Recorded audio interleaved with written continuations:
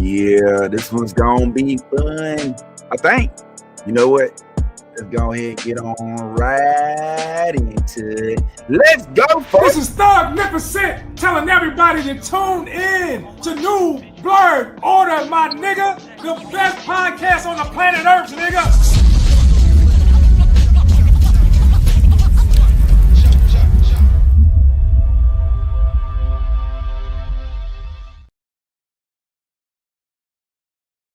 All righty. Good morning. Good morning. What's popping? Everybody out there in the blurred sphere. It's your favorite blurred click, ready to talk blurred shit. And there's plenty to discuss this morning. I'm your boy, the real Vince Taylor, followed by the homies. And listen here, I'm just gonna tell you right now, before anybody who rolled their eyes and was looking up and was like, man, I don't feel like talking about all this. I'm the same, okay? That's not what this is about. All right, we don't get too political on the show, but this did cross over into the stream of our type of content. So we'll discuss that without going into the vows of left, right, red, white, blue, all that other good stuff. But there's also a couple other things like Foundation had a finale. Did you see the Foundation finale? Because it is like, what? And Strange New Worlds had a finale. And I ain't gonna lie, it didn't deserve the applause. And Alien Earth is still out doing his thing. Peacemaker still doing his thing. But let me start with the Justice Lead for today.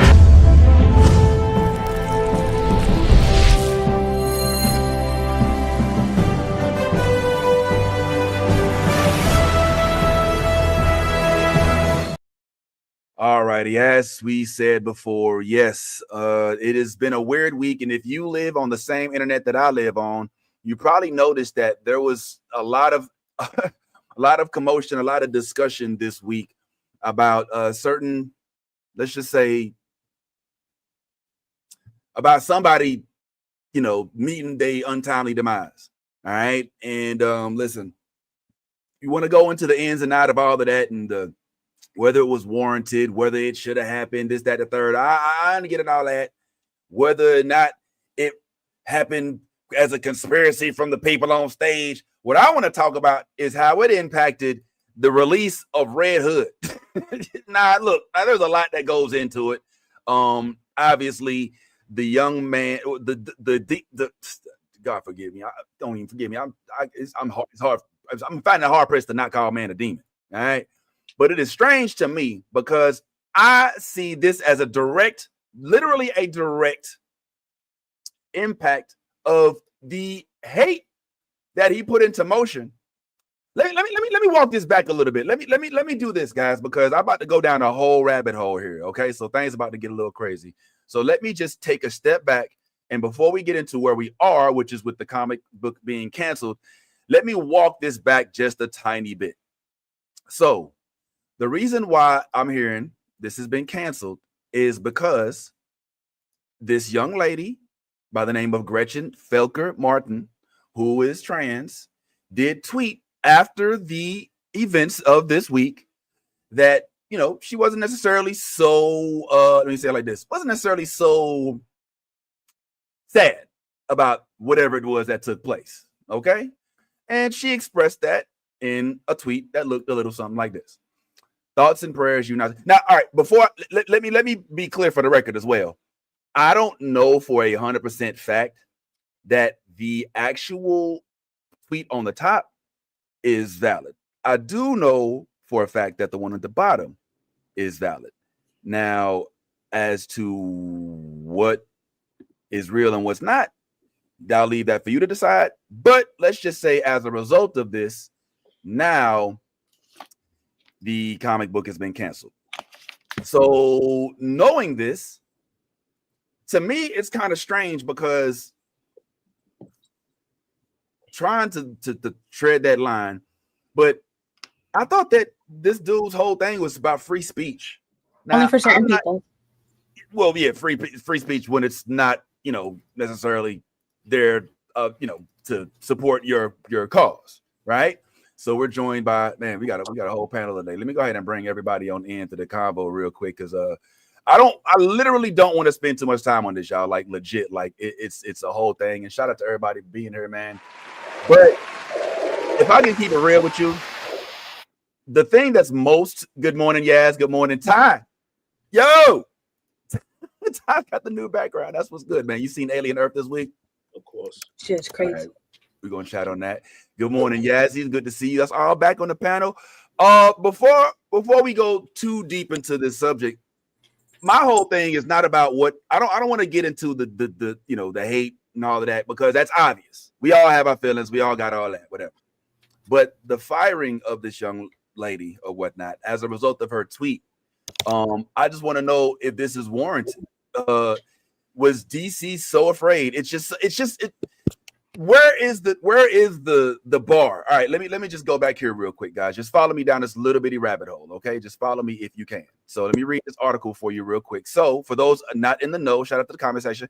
Following massive backlash, DC Comics has officially canceled trans writer Gretchen Felker Martin's Red Hood series after just one issue. The first issue was released on Wednesday, but DC has now pulled the plug on all future installments. This is from Cosmic News in an article by Matt McGloin written on September 11th, which was just a couple days ago, okay? In a notice sent to comic book retailers, DC said DC Comics cancels existing orders for Red Hood 2 and 3. For any orders for future issues of the series, DC Comics will credit retailers for all invoiced copies of Red Hood, inclusive of copies that may have already been sold. Why was the series canceled? When asked by Popverse about the reasons behind the cancellation, DC Comics issued a broader statement. At DC Comics, we place the highest value on our creators and community and affirm the right to peaceful, individual expression of personal viewpoints, posts, or public comments that can be viewed as promoting hostility or violence are inconsistent with DC's standards of comments. The move follows backlash after Felker Martin, who celebrated the assassination of conservative activist Charlie Kirk on social media, which I would disagree with the way that that's being worded, because she really literally just gave a quirky comment. Felker, previously written on the story on Harley Quinn, DC announced her Red Hood ongoing series for mature readers. Charlie Cook, founder of Turning Point USA, was assassinated while hosting an event at Utah Valley University. He was shot on stage, and President confirmed his death. Okay, now, having said all of that, the thing that's messing me up, guys, is this is coming from the same DC universe that gave us a movie called The Flash, right? If I recall, in The Flash, there was a man named Ezra who had been arrested multiple times, once for slapping a chick at like a karaoke bar. Now, before you jump in the comic book world and the movie world, completely different, that's my question. Where's the bar? Where's the unanimity? I don't know if this feels, I don't know. It feels like fear of retaliation. And why is the fear of retaliation against those, in my opinion, that aren't the ones that commit the most atrocious acts? You know what? I hope the bullet's okay. That's what he gets fired for.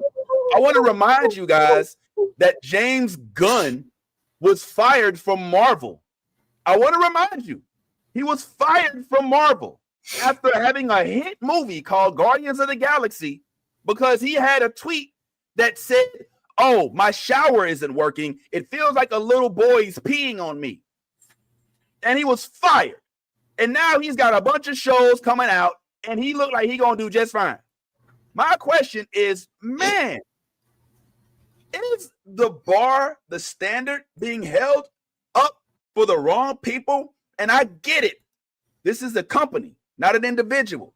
But at the same time, damn, this is not literally like something that if the thoughts and prayers you Nazi bitch, I ain't gonna lie, that part, that's a lot. All right, that's a bit of a lot. But I hope the bullet's okay. That does not seem to be that hard of a comment. That's more of a, I'm gonna bring you in, we're gonna push you to the back, you still gonna get your check. The comic book lives, but we may have to push back on your full frontal involvement, because there's a whole lot of other artists, writers, a lot of other folks that are associated with this project. And so this to be kind of like the standard that they're making, I don't necessarily know. Now, Nolly had some interesting comments. I'm not gonna put you out there. Um, I'm just but saying, it's crazy how silent he is about gun violence right now.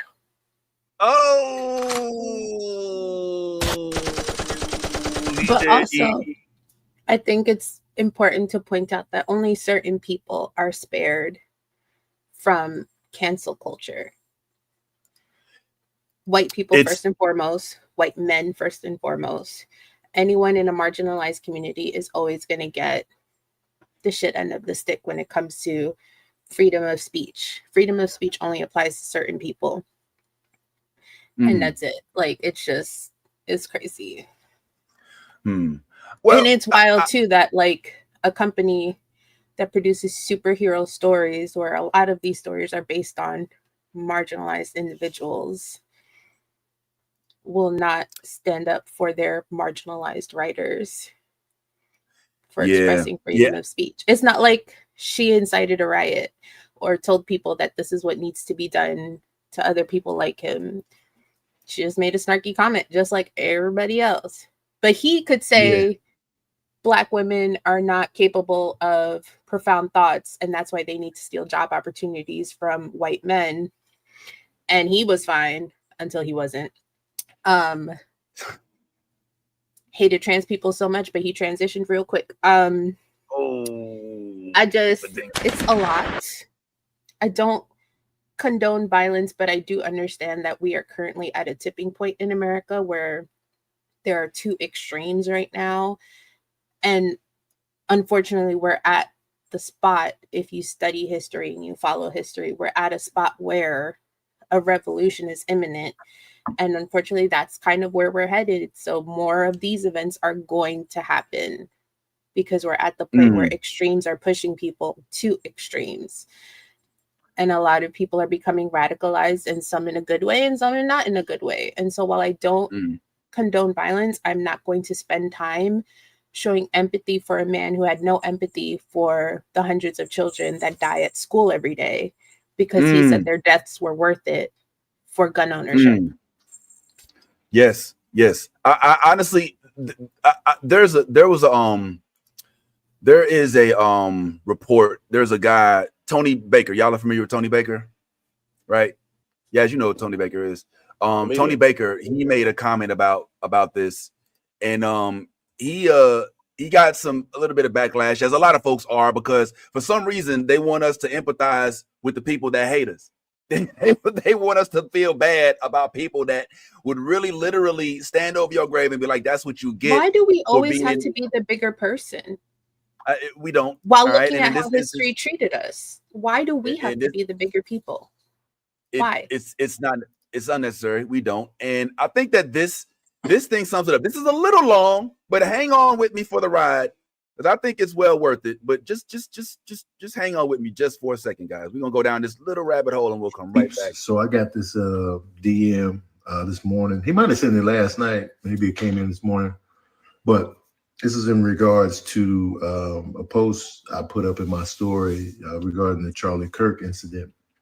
And this is what this person said. As you can see, you're fucking sick. I pray for people like you, Black people like you, easy the reason why the Democrats lost and won't win another election.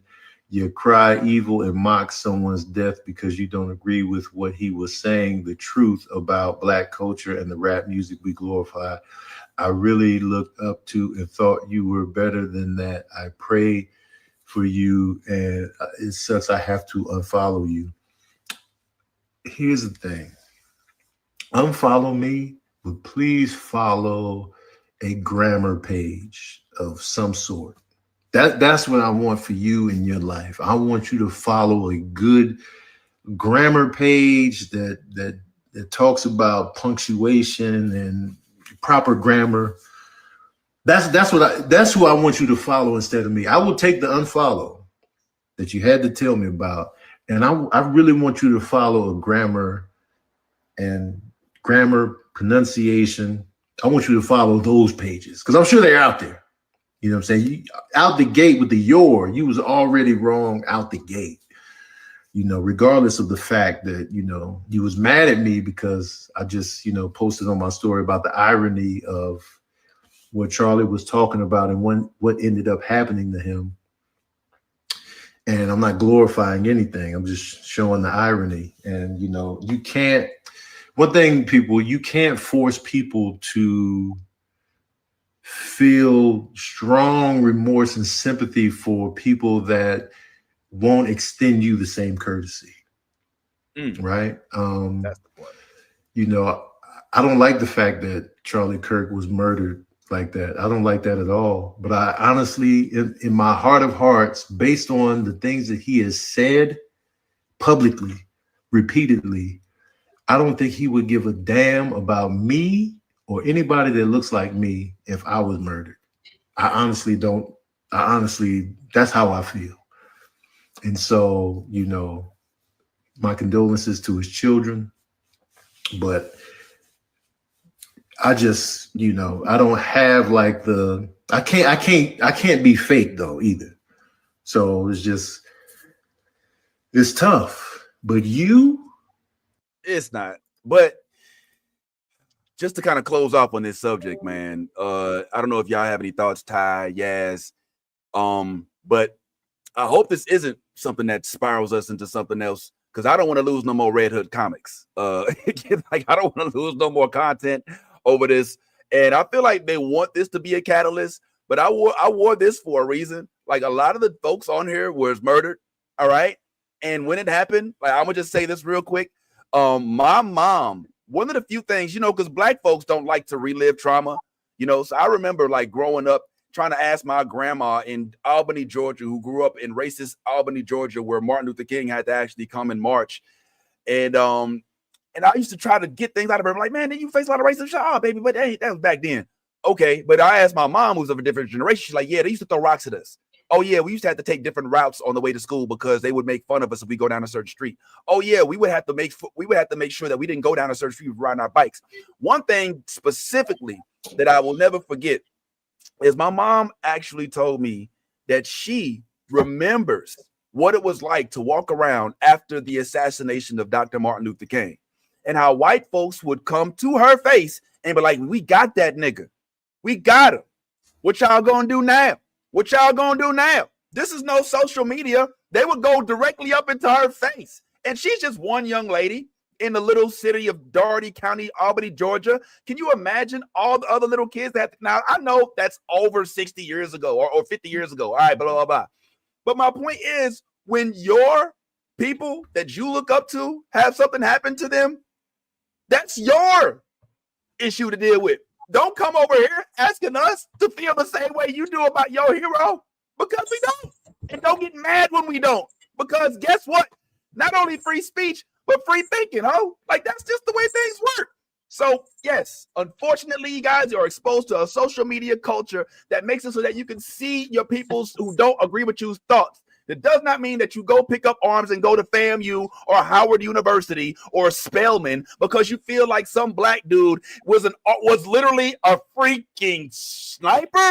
You think you got John Stewart in real life over there worried about some dude at Utah? We got bills and things to worry about. Ain't nobody finna sit there and waiting for this man to put the microphone down. If we gonna do anything, it's gonna be boop, boop, bloop, bloop, let's drive by. It ain't finna be no, I'm finna sit here for 3 or 4 hours, wait for him to move his mic. So stop trying to involve us. And yes, if you feel bad, that's for you, not me.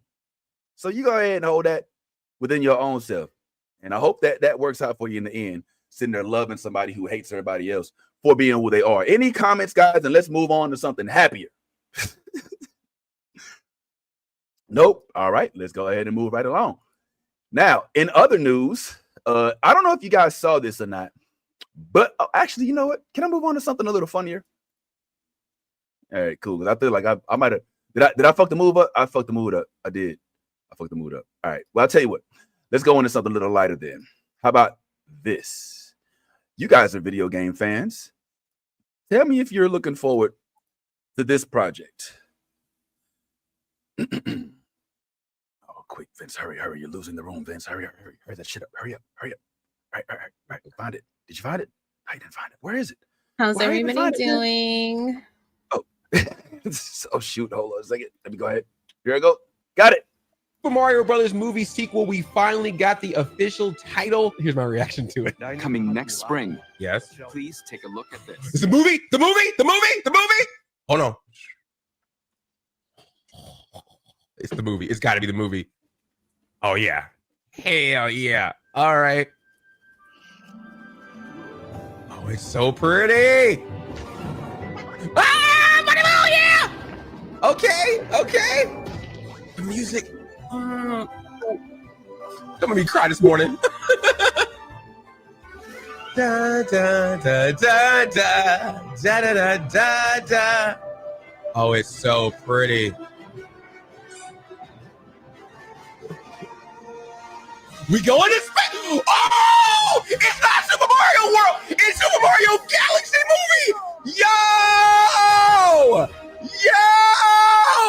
Rosalita, baby. The name of the new movie. It's Super. Oh, we all thought it was gonna be Super Mario World.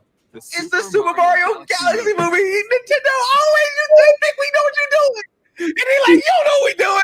Ah, he's going into space, baby. Oh, that's awesome, dude. Oh, I'm so excited. Thank you, Miyamoto-san. Yo, so what's the lead? That's not. We made $1 billion off this movie lead. It's an opportunity to That is such a we made money lead. And while the Super Mario Galaxy games are the core inspiration for our story, this next film holds surprises for fans of every Mario. I like the sound of that. We need that Yoshi. Brian Tyler is also returning to compose a score. Oh, that Brian brings Tyler's together coming back. musical That's awesome. themes. Welcome back, Chris Chris Pratt as Mario. It's me, Garfield. Taylor-Joy Yeah. as Princess Peach. Taylor-Joy is back. Charlie Day is as back. Luigi. Yeah.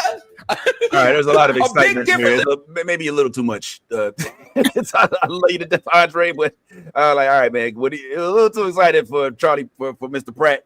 Good morning, Bree. It's good to see you in the library as always. We were off of our Charlie Kirk comic stuff. Did you have anything to add to that? Because we were trying to skate past that. I mean, I'm just glad that I got to see so much fire from Vince this morning. Period. I was like, what did I jump into? But that's good energy. But no, we can move to Mario. Okay, cool. Yeah, man. Well, what you may or may not know about me, Bree, and what y'all may all not know is that, I used to be real deep in these streets on the community tip. Ty's my witness. I dragged Ty out. All right. Can we just talk this morning? Do we have to? Don't have to. Can we just talk? Ty. All right. So I met Ty, and Ty wasn't real into the political spectrum, but I was like so Obama crazy. I was so Obama crazy, and I brought Ty out, who never left the house. Like Ty would not leave the house. I dragged him downtown Orlando to help people register to vote, and he almost got killed in the process. He almost lost his leg. The police almost ran him over. It was crazy. It was a whole weekend. It was nuts. But I even took him to meet Obama. I don't know if we met him, but we went to see him. We met him. No, we met him. We met. Yeah, Never tell nobody nothing different. We met Obama. I was literally like this far from Obama. Like he. I was like, "What up?" And he gave me the "What up" back. I was like, "Oh, yeah. That's my president." I knew it then before he even was elected. And I was like, "That's my president." That's it. When you like, "Oh, that's my president." Yeah. So that's why. So the reason I say that, Bree, is because I ain't used to see events on fire. Like, yo, I was the pulpit guy. I'm the megaphone guy. And then, some things happened in 2024 where I was like, you know what? My fight is over. What is that? Is that the 100 where they're like, your fight is over? Whatever it is. I was like, look, I'm done. Like, kids, it's up to y'all. I didn't already registered enough voters. Look, if we're going to live in a dystopian universe where everybody look, I'm just going to be right here sipping my coffee, playing my video games, and watching my stuff. And speaking of video games, we was talking about Mario, and that's what I'm confused about. Now, y'all, I know y'all are Mario players. Everybody here play Mario, and maybe some of y'all can help me understand why is it going from Super Mario to Mario Galaxy? There's so many other fan service. Mm-hmm. It feels like fan service. A lot of people love the Super Mario Galaxy era, and so it's like something that people gravitate to more than Super Mario World. Especially newer generations, they're very big. You know, space is a thing. Love that shit. Lots more characters than we're used to in Super Mario World. So I think people are really like, it's their thing. I feel like it's fan service, but also a smart move. The first movie was successful, no matter how we feel about Chris Pratt, the worst Chris. I think it'll do great. I'll probably watch it when it comes on streaming. You ain't gonna go see it at the theater. Yaz, you feel the same way? Fan service? I mean, Nolly nailed it. You know what I'm saying? Like it's a smart move for, you know what I'm saying, the time era. We just saw how the last movie did. So I mean, you know, we love animated movies, and obviously the whole shtick this year is bringing games to TV. So why not go with Mario? Well, we made $1 million off of already. So yeah, I mean, it's a smart move. Bree, you feel the same way? I have no choice. I will be sat on the first day that it drops in theaters because my mini-me is obsessed with everything Mario. So, and I liked the first movie. I feel like they did enough where it was cool for, you know, younger kids, but enough nostalgia for the parents to enjoy it as well. So I'm not mad at it. All right. I can see not being mad at it. I guess I'm trying to figure out, like, if Mario is the huge explosion that we know it to be, wouldn't it make more sense? And I mean, I'm just throwing this out there to anybody. If nobody say nothing, then we'll just move on. But wouldn't it make more sense to pace it rather than to jump from Mario 1 to Mario Galaxy? Like, it feels like it would, like why would we haven't even gotten a raccoon suit? You know what I'm saying? We haven't gotten like there's so many different things we have yet to experience. And now we're already going to a 3D world where it's a gap. Like we jumped right past Super Mario World. We went from I feel like they squished enough. They squished enough stuff into the first movie that you don't feel like you're missing too much. Besides, you know, the obvious, like, raccoon suit obviously sticks out, but I feel like they squished enough in there that was a little buffet of everything prior. So, you know, you had your pick, your little choose of, you know, the little bits that would stand out, and then, you know, Hollywood be moving fast. That's also not to say there won't be like callbacks to those things in this one. Like I said in the first one, they did a lot of good, like, little Easter eggy type of things. So I'm sure they're gonna do that this movie. One does not simply just jump into space. I mean, you got to travel. You got to get there. Okay, all right. You're making some sense here. You're making some sense. I guess in my perspective, I'm just thinking like, damn, you know, if this is a long-term project, if you go from from 1 to Galaxy, what's next? You know, I don't know, but maybe that's just me thinking too far. Are we going to see a Mario Haunted Mansion? Are we going to get like a, you know, I mean, there's all these other different things. The one thing that I know for a fact is that they better have my little emo star in this Mario Galaxy. That is my favorite little character in the Mario universe. Why don't we all just perish? Yo, that little was my shit, bro. I love that little dude, man. So hopefully we get to see some more of that as well. All right, guys, we're gonna go ahead and start teasing y'all about wait a minute. Actually, you know what? Let me do a real quick check. Did y'all watch Foundation? I did not. Oh no. Are we in a caught up sense? Are we not? I'm not. I'm not, but I'm also fading. I'm fading. But yeah, we're gonna have to send Nolly to the dead zone because we're gonna talk about Foundation.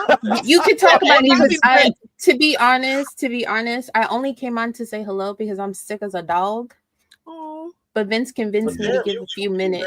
Well, you don't look. See, you fine. Stop it. You fine. Stop it. I'm sweating like taking heat. I promise you, I don't feel great. Well, can we do this? Is this okay? Can I make a quick announcement? Because I don't think everybody is aware. Or do you want to tell our delightful comment section? Hold on, let me give you the Oompa Doompa drum roll.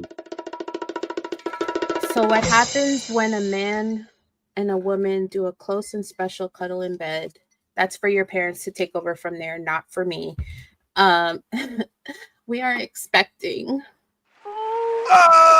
much to the. Oh damn! Hold up. What happened? I was gonna say. I don't know. Say it again because I think my time. You lost your volume. Oh, am I still here? Say it again. Say it again. Much to my surprise, especially because my children are turning 17 and 12.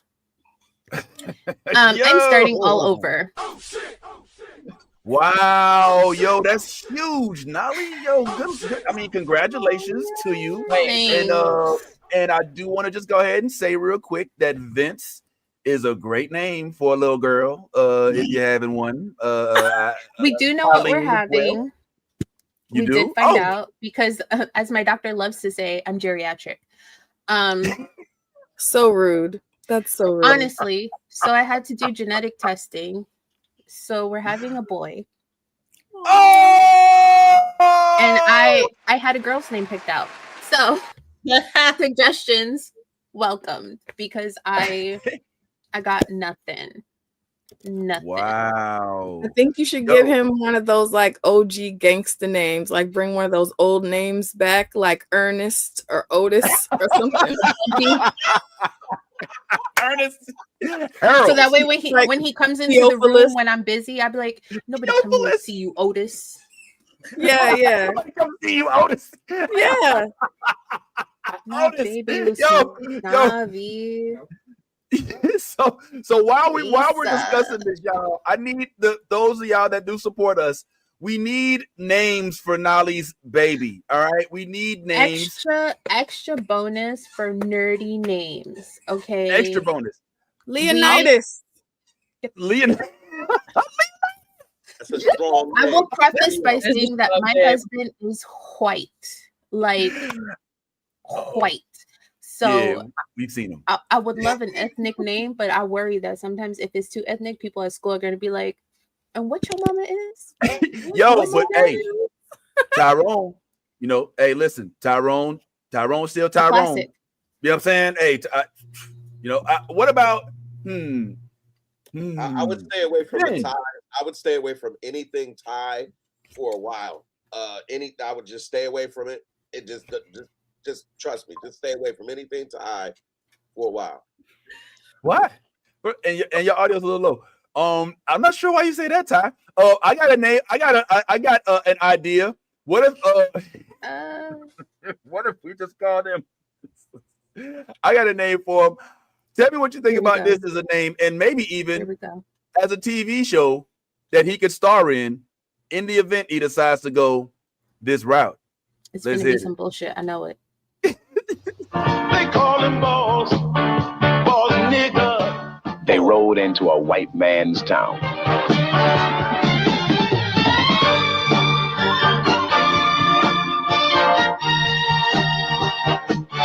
Bringing black man's law. He's black. He's brutal. He's boss. Fred Williamson is boss nigga. They call him boss nigga. Come on now, Dolly. Come on, boss. I'm done with Vince right now. It's the like full on bop into the theme song that's done right now. What? You know he was bopping. You know he was holding like, hey, that's they call him boss nigga. Come on, Nolly, ain't gonna be no question. Oh, I know Dominican not black. Nigga, your name is boss nigga. When the baby come out, I already told Mountain when the baby come out, I'm gonna turn to the nurse and be like, "Whose goddamn white baby is that?" It's all your fault. Yo, come on, man. I need a better suggestion, yo. Come on, boss. Hey, see, come on, thank you. Toshi like it. Come on through, Toshi. Toshi like, yeah, that's cool. Markeisha, yeah, for the culture. Amina say, do it for the culture. Hey, yo, Alex with the Y. Hey, come on, Nolly. Alex with a Y. Ding. I do like. We have Xander on the list. Xander's on the list. I do like Alex. That's cute. Xander is a little old school, new school. We want nerdy names. Like nerdy I was trying to find like names for things that we love. Like Mountain loves Cable. I love Cyclops. and Hope Summers. So we were like, Summers as a middle name would be cool because if you get it, you would get it. If you know, you know. And I was like, and he white, so he could pull it off. White people name their kids Apple. Apple, yeah. Summers is not bad. Go with the object or something like Zeppelin or something like that. It's funny you say that because I have Zephyr on the list. See, Zeppelin. Okay, Zeppelin. yo. All right, let's go. Alien. Zeppelin, but that would stand out, right? I got one for you. Since we watching Alien Earth, how about Prometheus? Get out. Nah. No, you ain't feeling Prometheus yet? No.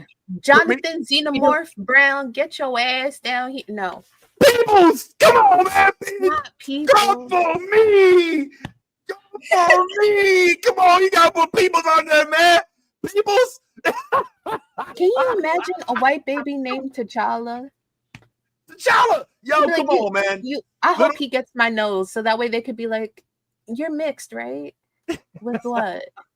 Yo, I don't care. I want the whitest of white boys to have a Darius ass name so they can go through the same issues with their applications of employment that we gotta go through. So Not hey, Ladarius, you want to go ahead and be a and then little Travis?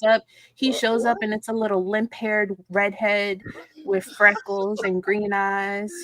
See, because it's the opposite of me. Like, I show up and they're like, Vince Taylor? I'm like, yes, that's me. I'm Vince Taylor. Cast and struggle onto you want to cast struggle onto the boy before he even like yeah. Don Travius. He's like, I mean, he has to have some struggle. He's gonna be a white man in America, so he's not gonna have a lot of struggle. So you gotta teach him to get some grit somewhere. He's got to struggle somehow. Yo, I'm so Can't mad. just be born with a good credit score. Does he? I don't know. Does he really know? I gotta teach him early because I want him to be the one to use his privilege to help other people. He'd be like, and my mama, she's mixed, so I know. Like, yes, baby biracial. Dude, go ahead. Stand up for the people. Obi-Wan Kenobi.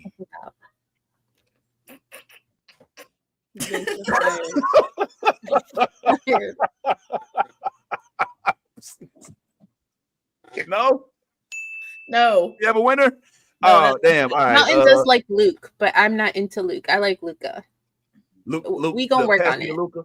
All right, Luke is too easy. Yeah, I don't we got like time. Luke. I'm not due until the beginning of March. We got time. This one's a serious one though, Nolly. This one's a serious one. Hold on. Let me get ready. You ready? Okay. Get ready. This one's serious. Lando. You know what's on my list? Cassian. Yeah, Cassian actually is a good one. I kind of like Cassian. I like Cassian. I actually like Cassian. Cassian, that might be the one. Yo, that might be the one. Yeah. That's the only one that got a yes from everybody. Yeah, I ain't gonna lie. Now Cassian is ginger. I kind of like that. He is. Cassian is a whole ginger. So it would hit. I mean, you know. I mean, it's swagged out too. It could go either way. Look. But you can call him Cash. No, but Cassian Summers. Oh, that rings. That's an adopted name. That's an alias. That's like something you. It rings. Like, that's a real name. That's not a pen name. Yeah, Cassian is dope, and it's got that. Bishop It's got that kind of like because I love Bishop from Marvel. Bishop is on the list too. Yeah, Bishop is on the list. I don't think it's gonna make it. But he's definitely on the list. Cassian right now is in the lead. It could be Bishop Cassian. Cassian Bishop kind of hits though. Cassian Bishop hits, not Bishop Cassian. Cassian Bishop. Y'all like alphabetical order? Bishop Cassian. All I will say is think about what those initials are going to hit like too, though, because then his initials would be BCB. Yeah. Okay. So we're not gonna Cassian Andor. Sorry. Well, I mean, that can't be Cassian. Not original. What's old boy name? What's old boy name? Not original. What's old boy name on the video game? Cal Kestis. Cal Kestis. Yeah. Okay. He goes, never mind. Never mind. I'll take that back. But Cassian, yo, I ain't gonna lie. Cashin, that shit go hard, bro.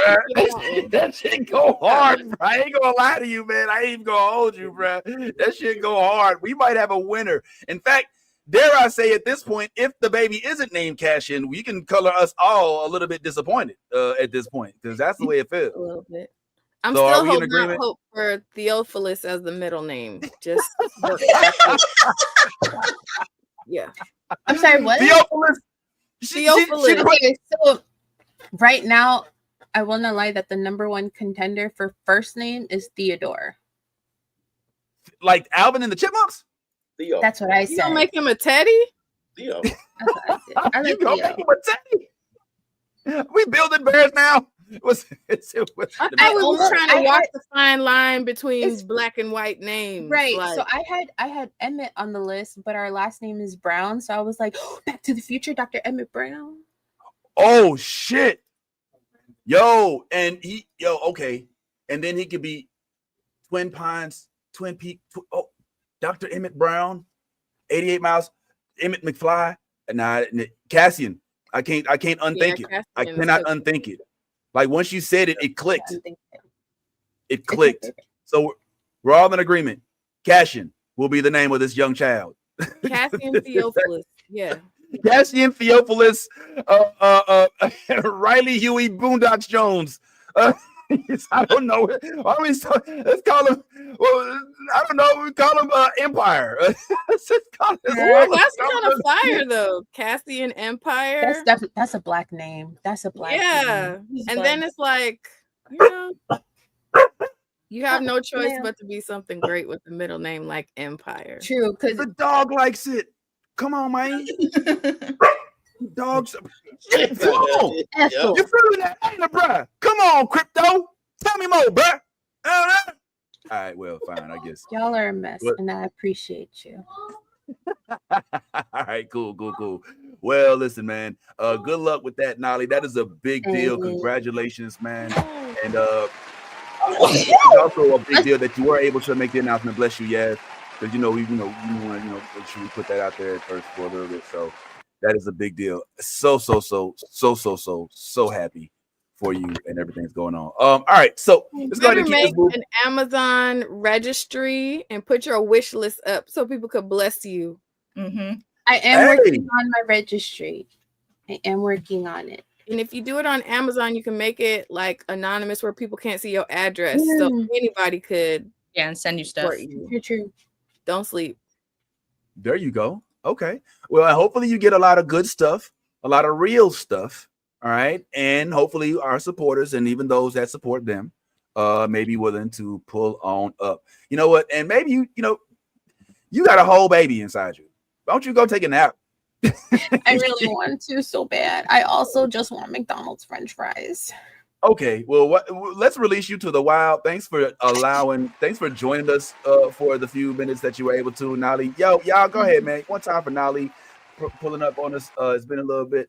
So go enjoy the rest of your day with the fruits of your loins and pull up in the comment section if you can maintain coherence for this long. I shall. I'll be on the couch like this.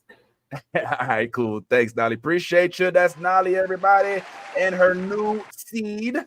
Who we don't know the name of just yet, but we're all pulling for Cashin. That's a real good name. I think the name actually works in real life, and I'm dead ass. Like, it's one of them names where it's like, all right, I never heard it before if you're not a Star Wars fan, and it sounds cool, but if you are a Star Wars fan, you're like, did you name your son after Annie? You know what I'm saying? Like, and that's what I want. Keep it real. Speaking of real, some things online are turning out as real as we originally thought, and I think it's starting to drive some people crazy. In fact, my good friend Ty has personally said that AI has gone too far, and he said that after seeing this.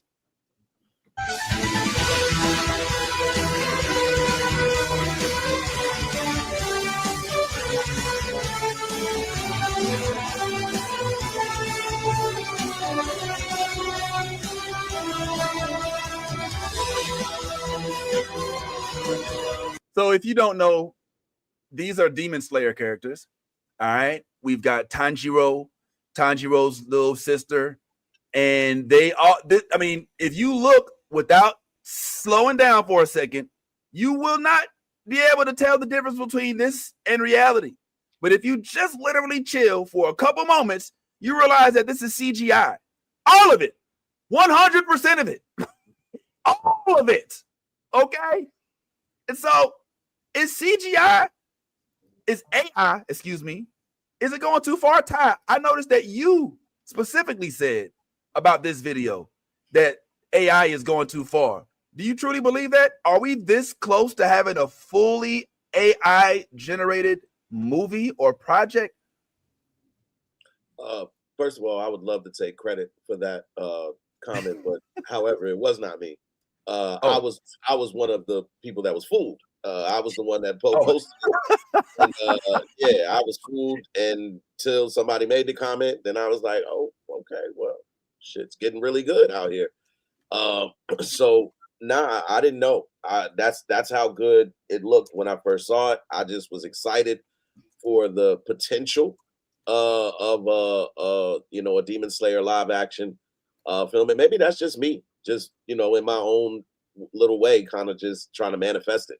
But if they can come up with these characters and they look like this, I would love to watch it. I would definitely watch it.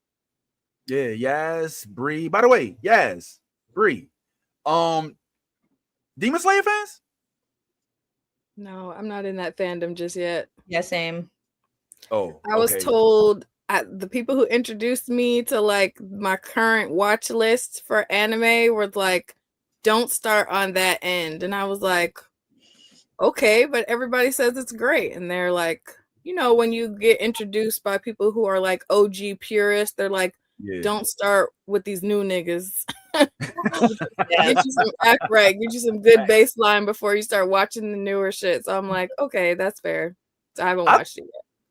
Honestly, I'm surprised by that. I'm a little shocked by that. I don't think Demon Slayer is I think it's entry level anime. I don't know why anybody would say that. Ty, you've seen Demon Slayer, right? Yeah. It's not like I'm gonna keep it real. We're comparing like Demon Slayer and One Piece. Like Demon Slayer's got like 3 or 4 seasons, 12 episodes, you know what I'm saying, and a movie or two. It doesn't have like a whole omnibus catalog. But it I would recommend it. I would go against whoever it is that told you to not check it out. I would give it the Anthony. They didn't say don't watch it. They just said don't start with that. Yeah. So I'm like, okay. Fair enough. I guess that's fair. I guess it's fair if you're not an anime head. If you're getting into it, it does thrust deeply into anime culture, but it's not like one of those stories where it's so convoluted. I mean, I can give you if those not familiar, this is not spoiling. Like this, everything I'm about to tell you happens within like the first 5 minutes of the show. It's a dude living in a village in the mountains, and they're surrounded by demons, and unfortunately something happens to the family, and the daughter and his sister ends up having like demon type superpowers, but he has a sword and he has to use it to protect her, but he's also learning how to wield it so he can kill some of the other demons that are preying on the villages, like the one that he came from. So it's just a really down our story.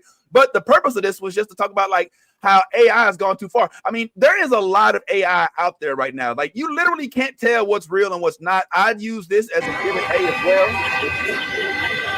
Oh my God. Do that again for the people in the back. Yeah, I was gonna say that. Oh my God.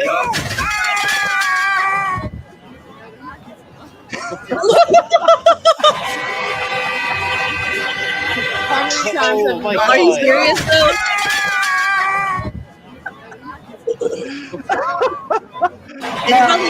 It's how the car after breaks up, you know what I'm saying? And then like 2, it's her face when she hits the ground, and then she slides like baseball slides. Like, I'm sorry, but that is unheard of. Look at this. Look at this. Like, just watch this in slow-mo real quick. Watch her drop. And she slides. Look at that shit. She ain't got no baseball. Curb, like, what's concrete, bitch? You would be bouncing. You would be sliding. This is never mind how she would have gotten there in the first place. But it's like how her body just like she on a slide. You know what I'm saying? Like how does that even happen? I don't even know right now. Look at this. Whee! And then she just chilling on the curb, like hanging out. What? I'm with Bree. Like, how did she get there? Like the fact that I for 2 seconds thought that this was real. It's crazy. You know what I'm saying? Like I literally like you have to, this is where we are now. Like you can't trust your own eyes, like literally, because you had to tell me this is AI, or I would have been like, where this happened at? I would have watched it over to try to see what street that is. And sometimes they morph them together. Like they'll put AI videos and images in with reality, so you can't really tell what's what. But literally, I could see some idiot doing this. I could see some dumbass trying to swing from a traffic light somewhere in LA, I don't know, call it Rodeo Drive, and sitting there trying to make a viral video out of it. Like, I could literally see this. And so I'm a little nervous because if this is that easy to manipulate, oh my God, we in for it. We in for it. I tell you, I don't know who this, Ty, this is one of your old friends right here, homeboy. I think, that's my ex. That's my ex. And I told her about doing this shit for likes and views. But she's always been that person that lusts for attention. That's why we're not together. That's why we're not together now. That's why it wasn't good. I said this is an old video. I actually gave her a boost to get up there because she wouldn't. Guys, like I brought the truck so she could put the ladder up so that we could, secure the hooks. Yeah, I engineered it. You know what I'm saying? I went ahead and made the pulley system that we had to use in order to get. Yeah, I chose the location. Yo, the car smashed. Yo, the car, just look how it crumbles though. And then the way that they made her look like, ooh. Damn. It's her baseball slide, and then how she's chilling on the curb. Yeah, she is definitely safe, man. Yo, so are we close to having a fully AI generated movie? Like, I truly believe it this easy. And I'll tell you one other secret. AI is available to the public. Like we can make AI videos ourselves. So it's not that this stuff is reserved only for people that have money. Any idiot with a phone and an app generator or an app access can make these type of things. So yeah, do y'all think we're gonna see an AI movie pretty soon? I think they've already done it. It's just because there's so many people who don't agree with AI, and there's so much about it that's unethical. They know they wouldn't make but so much money off of it because a lot of people wouldn't go see it just off the strength of that. So they're just waiting for it to be a little more, socially accepted before they are going to just hit us with all of the things. You can't tell me they haven't done it already. If like someone just on their iPhone can make something like that, they've been, they're already there. They're just waiting for it to be profitable to let it out, release it. I have a theory, and y'all tell me if this makes any sense. I agree with you, Bree. I think that they're probably a little nervous about the disingenuous nature of putting together an AI movie, especially as it takes away from so many potential earnings, for people. That's a concern too. Like you're literally wiping actors, CGI artists, out of existence just by putting this. But at the same time, it also gives them a window to make, like we just watched, like it probably took somebody like 40, like maybe 20 seconds, maybe 3-4 minutes to make that what we just saw, that whole the shit on the swing set. If it takes somebody that long, or if it's that easy, then we might be able to start seeing things that are even doper than we've seen before. And I don't know, it might end up being a good thing. Yes, you don't think so? AI generated movies, AI generated projects? As long as it doesn't look like Mithrigan, then I think, maybe. But I mean, and this video obviously is another, like if it doesn't look like, this woman just swinging, sliding, you know what I'm saying? Like then maybe, but I don't know. It's come a long way. I just think it's not the time right now for it because there's just so much controversy against it. You know what I mean? Like AI is one of those things where it's like, is it the devil? Is Cybertron going to take over if we give it too much information? So it's kind of that unknown kind of area right now. So I don't know. We'll see, I guess. I guess we will see. We will see. Let's check it out. Well, check this out while we're talking about AI real quick.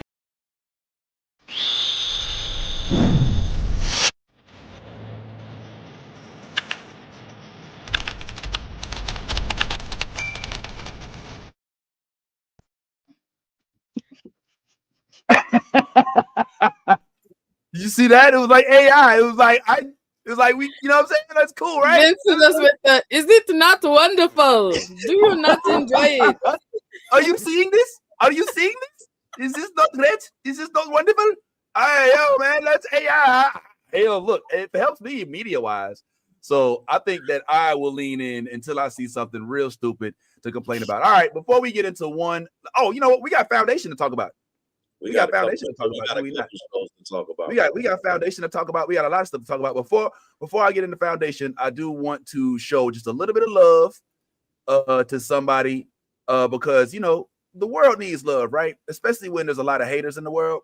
And I just thought that this was at least worth maybe a mention, and who knows, maybe even a purchase. As soon as I find it. So how y'all doing? Psych. All right, so here it is. All right, let me go ahead and show y'all real quick. Sorry about the wait, but yeah, I found it. So let's go ahead and give it a gander.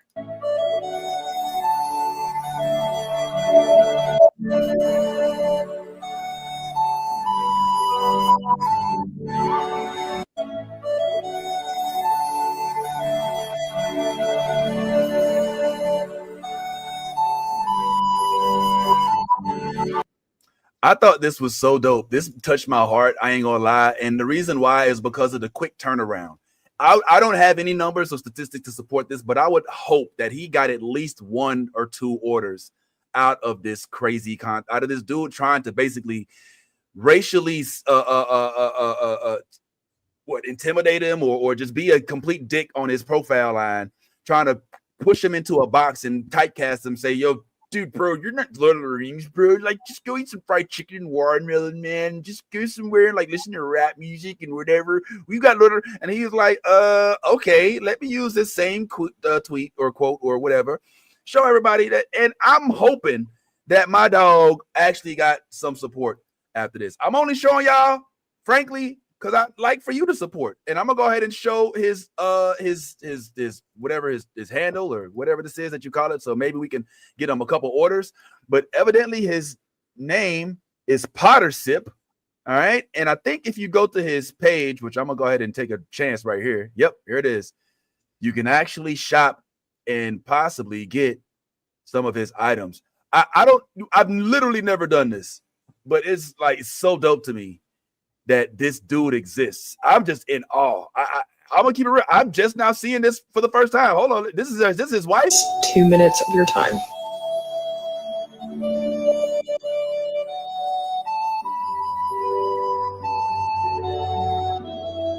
Show a bunch of different people. So I would want to make sure that it's us doing it for that particular page.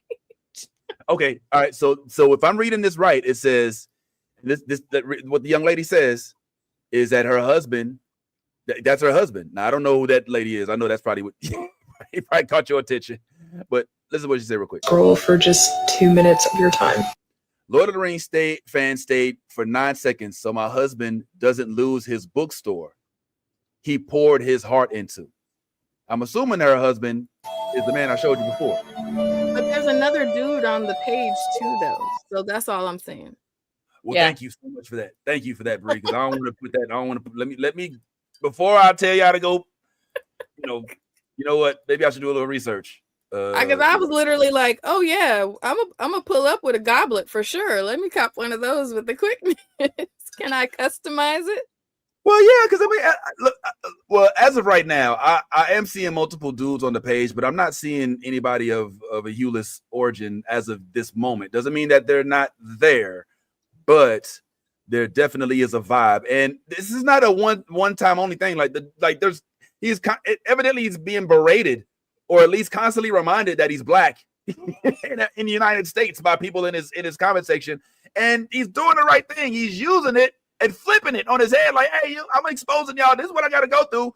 Little help. The dude probably can't live off of this money right now, but God knows. In the future, hopefully somebody, maybe even one of us, and maybe I may have already put in an order.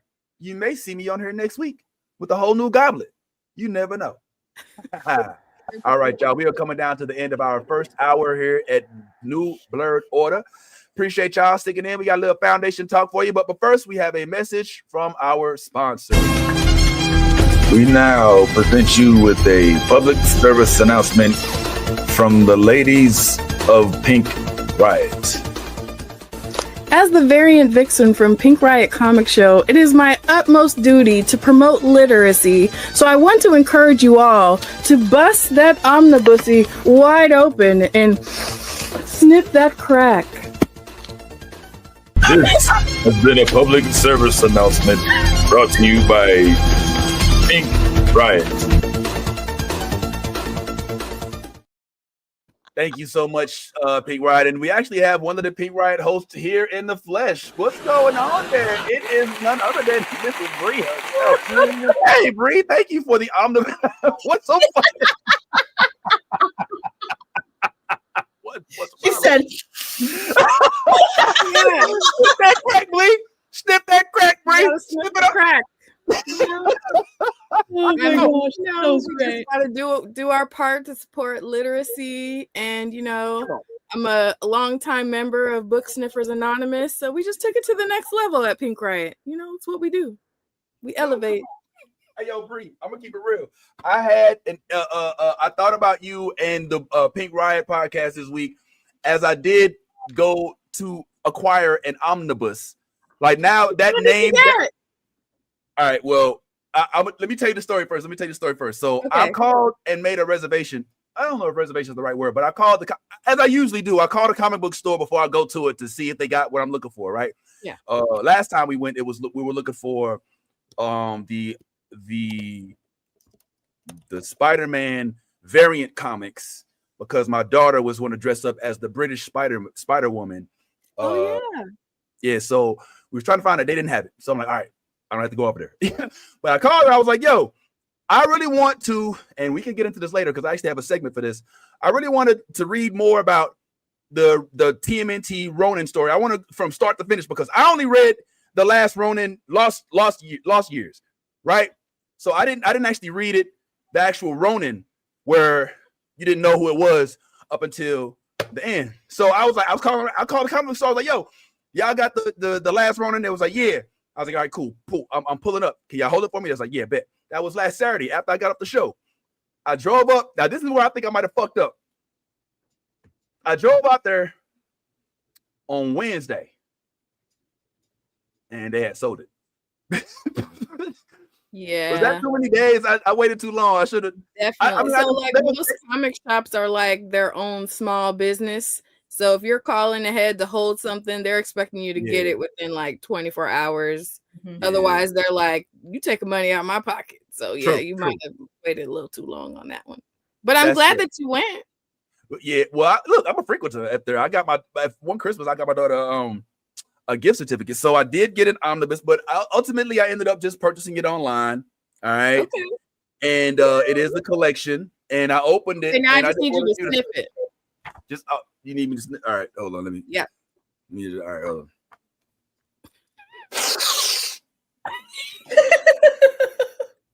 on.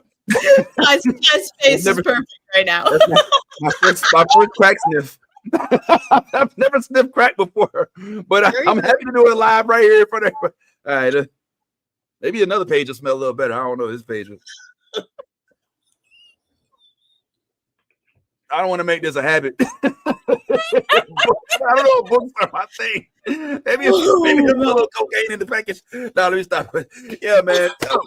Hey, so I'm happy to be a part of the book sniffing gang now, you know what I'm saying? So, yo, I want y'all to go ahead and go out there and sniff that crack. So while we're sniffing cracks, speaking of sniffing cracks, Foundation. I know it doesn't make no sense, but who cares? So yeah, the finale finally is upon us, everybody. And we had a chance to talk about it. We even already have a video out that is on Foundation. Speaking about the last episode, which did air this week. This is not supposed to be me still. So I'm curious if y'all got a chance to see it and what you thought about it at the end of it, because spoiler alert, it got nuts. And by the way, if you haven't seen the last episode yet, we will be spoiling right now because it's the only time I really get to chat with my friends about it. So I don't really want to waste my time with it. I'm gonna go. I love you. Bye. Oh no, okay. All right, well, look, wait. Well, hold on, wait. Maybe we won't spoil it. All right, now wait, because I wasn't. Oh, she wasn't. No, it was Lady Man. Yeah, we did. My work life is set up. I had missed Yeah, it. man. Dang, man. Yeah. Okay, Now. too, because he had to go. So Yeah, Ty missed, but you saw it last night though, right, Ty? Of course. okay, Yeah, so okay. Bree, what have you seen? That's relevant. Let's start with that. I seen the episode ahead of that. Okay, so I watched that with you guys. I just, I don't want The last 7th episode episode. spoilers, but I'll come back. Have you watched Alien Earth yet? I have not. Okay. Yeah, That's she's one, not y'all. in there. Y'all, I binged all of Peacemaker to be in place for y'all. Okay. Oh I had my not God. seen a single episode of Peacemaker. So I was binging that and I started binging Free Run. I am not caught up on anything else. Okay. Well, you started binging. What was the last one? Free Run. Free Run. Yeah, what is that? It's an anime about No, hey, listen, I'm asking because we want to know. Put us on. Don't shy up. Man, put me D, man. Free Run is an anime that was like up for awards and stuff, and everybody was like really at arms about it being pit against another one. Don't make me lie because I can't remember the name of the other one, but I was like, okay, if this is supposed to be like the best of the anime, then I'm just gonna check out an episode, see how I like it. And it did everything that I needed it to do. So it's about this elf mage who's like hundreds of years old, and you're seeing like her go on these like quests or missions with her party. And because she's so much older, she like doesn't grasp like what these relationships she's built with that party have meant to her, and then they all get old and die. So we get to see her arc where she's like connected and building her new party of people and going on these missions to like fight demons and everything else, but she's like taking her time to like explore and embrace her humanity, I guess, in terms of like building these connections and finding value in her experiences and stuff like that. It's the animation style is dope.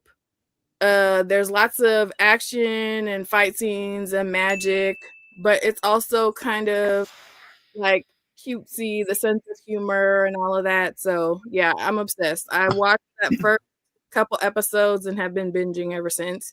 And I only have like 4 episodes left, and I'm kind of sad because I'm like, what I'm gonna do after this? That sucks, right? When you start knowing you get into the end of a season that you really, really love. Yeah.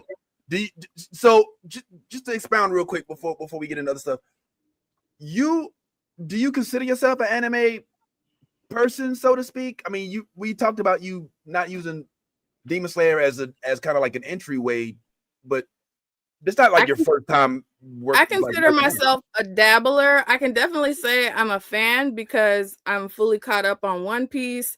I watched like Inuyasha and Sailor Moon and all that stuff when I was younger, but I never it didn't stick with me. I was more like, okay, I'm reading more than I'm watching TV. So I'd say like in the last 4 or 5 years, I've gotten more into it and started watching more anime, but I would never call myself an anime fan on Beyonce's internet because y'all like to tussle. Okay. And I'm not the type where I'm like quoting everything and up on the newest episode of everything, but I'm very much like, just like how I like to recommend books to people to read. If people recommend an anime to me, I'm like, I trust your taste, I'm gonna watch it. And now I'm like, so now I have like a list of like 20 or so anime that I need to like rotate through so that I can feel like I can speak from a place of experience and anime knowledge. So we're just going through that list at this point. do you mind if we go through your list with you? Yeah, I literally just shared it with somebody else. Hold on, let me see. Okay, yeah, what we got? Let's see if we can approve it. And us as anime dabblers as well. I don't think anybody on here is gonna claim that they're a complete anime. Now, I hold anime heads at different place that I hold as anime fans.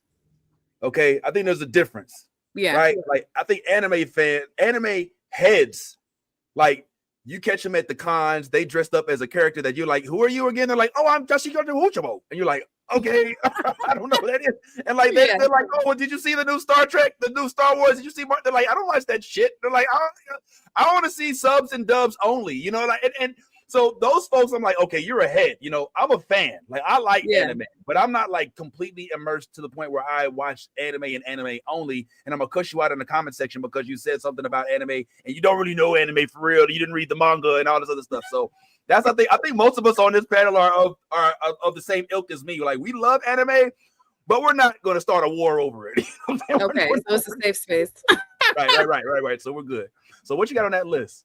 Okay, so I have To Be Hero X, Lord of Mysteries, Apothecary Diaries, Sakamoto Days. Sakamoto Days. Now, time out. Pause. Ty, you've been talking about Sakamoto Days. My daughter was talking to me about Sakamoto Days. I love Sakamoto Days. It's Sakamoto good, and it's episodic.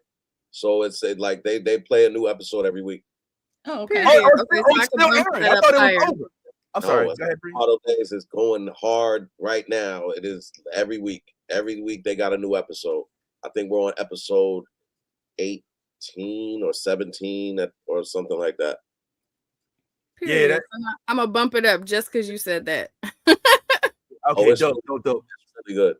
Sakamoto Days is good. I'm actually gonna start watching it too. My youngest daughter did recommend it to me. I think that when she recommends something that's normally a good read, not when Ty, I gotta get a second opinion sometimes. I'm just playing. The shade. Oh my god. Go ahead, Bree. Okay, Record of Grand Crest War, Milky Subway, Four Cut Hero, Super Cube. I have a star next to that one, so somebody went hard describing it to me. Windbreaker, Takopi's Original Sin, The Water Magician, The Beginning After the End, Sword of the Demon Hunter, and Freeren's on here because I haven't finished it yet. Go Loser Ranger, Your Forma, Yaiba, Fire Force, Devil May Cry, Lazarus, Teogonia, Moonrise, Solo Leveling, The Rising of the Shield Hero, Doro Hidoro, and Hell's Paradise. So I've seen Moonrise and I've seen Solo Leveling, and both of those are really good. Solo Leveling might have been the best anime of the year last year. Yeah. Okay. I think that's the one that was going up against Freeren for the award. Solo Leveling won, and rightfully so. I watched the entire thing. I binged it on my subscription of Crunchyroll. Yeah, I got Crunchyroll too. Yeah, and it was really, really good. So good that I believe they're in talks about a live action Solo Leveling. So wow. Okay, you got to get on it. Keep your eyes open. And Moonrise is really good as well. It's more story than action, but that when the action does pop off, it pops off. Clearly, I'm a fan of the story, so you don't gotta. I'm putting little T's next to the ones that you're co-signing. Little T's. Why not the capital T? No, like I mean, it's like, just the letter T, but I didn't mean like little. But yeah, I'm putting it there so I can remember. Like Ty co-signed this, so I should bump it up on my list. All right, I gotta say, man, whoever gave you that list is an anime head. All right, because like overwhelming majority of that stuff. Oh no, I made the list. Oh, it's you made just been growing as I go. Yeah. Okay. Yeah. A lot of those projects I'm not even really necessarily familiar with. I was waiting for the ones that I was like, oh, okay, yeah, I know that. It was probably like a small percentage of them, but yeah. The one. What did you recognize some? Yes, like I heard. I recognized like 3 or 4. Yeah, I was like, wow, that they deep. Y'all deep cut. I have to go back and rewatch this and start making my own list. Yeah, send that list to me so I can get up the bar. I'm like, oh shit, I ain't shit, man. What the fuck? So I don't want to add because your list sounds real long already, but can I start on your 2026 list at least? Because I don't want to like overwhelm you. Oh no, that's the whole point of the list. Please do add to the list. Okay. And please in the chat, feel free to chime along. Oh, All right, now Metatron. Metatron. Come on, Metatron. Me and you, we are the same ilk here, bro. We are the same ilk, bro. Ninja Scroll, Fist of the North Star, bro. What kind of 80s baby are you, bro? You know what I'm saying? I know who you are. You are of the ilk where it wasn't anime, it was Japanimation. Okay, I'm with you, homeboy. Yeah, DBZ. All right, hold up. Okay, I've watched some Dragon Ball. Yeah, that's how me and my son watched that during the pandemic. My husband's obsessed. I have like action figures, blankets, all kinds of shit of Dragon Ball Z all over my house. I'm like, they made this? When? Yeah, He's like, oh yeah. Austin is obsessed with what was. I don't know if he still is, but he was like really in the DBZ at one point, right? He still is. Like it's all over my house. It's everywhere. It's like you can't walk in my house without seeing it somewhere. Yeah. I love it. I love it. What's going on? So I will add some to the list. Ty, guys, feel free to join me and let me know if y'all agree. If not, hey, we agree to disagree. I would like to submit for your consideration One Punch Man. All right. I don't know if you've heard about that, but the ones I'm sending you are not like chronological 150 episodes. These are like 10 episodes, 12 episodes, maybe 20, 30 minutes. All right. Okay. So like you can watch them on an airplane ride if you download them. I think One Punch Man has I know 2 seasons for sure, possibly 3. Okay, so One Punch Man may have, I think it has, I only know the one season. Oh, well, you have Crunchyroll. You got Crunchyroll. Yeah, that's what I'm saying. You're not. First of all, let's be very, very clear. You're not an anime head if you don't have Crunchyroll. Well, I'm not an anime head. There is no way that you're going to know about anime the way that that Bree knows about anime unless you have Crunchyroll. Otherwise, you're just gonna, unless you love to read, and if you love to read and you like subtitles, then by all means, no, I'm just saying, like Bree with like the Amazon, you can find anime on Amazon Prime, but it's all going to be subtitled. Like you're all like Crunchyroll is giving you dub, so you can be fully immersed in the anime, not having to like make sure you. Oh damn! I didn't read fast enough. Let me rewind it. And what did you just say? Because that is sometimes what happens with subtitles. So you get caught up in the reading and you miss the action in the background. But yeah. Can I ask you guys a serious question though? Please. Do you watch normal TV with subtitles because you watch TV dubbed for anime? Ooh. Yeah, my mini me loves subtitles on everything, and so now it's just I naturally watch it with everything with subtitles. Same. I literally can't watch something without subtitles because, like, you know, when like someone says something and you're like, wait, what the fuck did they say? The subtitles, I'm not gonna lie, are like literally what saved me because I'm like, and my husband will get so pissed because I'll rewind that shit to be like, what did you hear what I said? Did you read it? Because there's 2 ways you can you missed it, like, you know. So yeah, I'm one of those people now because anime, like getting into anime, I have to watch everything with subtitles now. So I just wanted to see if you guys were like on that same kick as I am now. I'm ruined. I have to read and watch TV at the same time. It's like my ADHD is like it's finally been like blessed to. Yeah. I think the fact that we're calling it subtitles instead of closed captions shows how big of an anime head you are. Because I think that it was just supposed to be closed caption for like they're seeing impaired, but instead we're like, oh, are you watching Big Bang Theory and dubbed or subbed? It's like, well, it's just closed caption, you know. It's not. They even have that at the movies now. So like, yes, you got to select one. I've never seen closed caption in the movie theater. I've seen it advertised, but I'm curious as to how it works. Would it cover up important scenes? Nope. But I'm the same way. That's like, yes, it does. Yeah, that's why. Well, listen, that's why I don't do closed caption, because there are times where the caption can be in front of something, and you're like, well, I can't see it, so I would definitely. And plus, again, if I'm reading, there's something going on in the background I'm missing. I just always feel like that. So I mean, I understand on the subtitles when there's a language gap, you know what I'm saying? Like, it's necessary because you won't know what's going on. But closed caption, I'm reserving closed caption for when my hearing goes out, like, and then I have to read.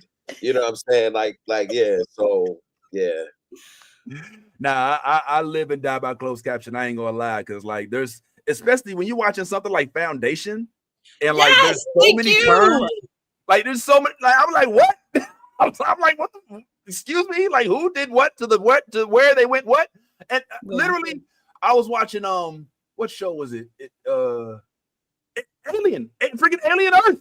I was like, what the fuck are they talking? Like, if you don't read the, like, because there's so many names that sound like places and places that sound like names. So yeah, for me, it definitely was a whole vibe, man. That was the whole thing. But yeah, well, listen, Bree, I think we're gonna talk a little Foundation, man. So yes, I'm gonna head out, and if y'all just think about other things that I could add to my list, I'll love you forever for it. Oh shoot! Well, hold on. Well, I forgot to give y'all a chance. No, another time. But because I want you to really think. I didn't want to take away y'all chance to, because I said everybody offer up. I just didn't want to be self-centered. All right, so keep in mind for Bree for next time. But y'all go ahead, give Bree a round of applause. Thank you for pulling up, and keep in mind, y'all, Bree's on West Coast time, so the sun ain't even up for you yet. So thank you so much, Bree.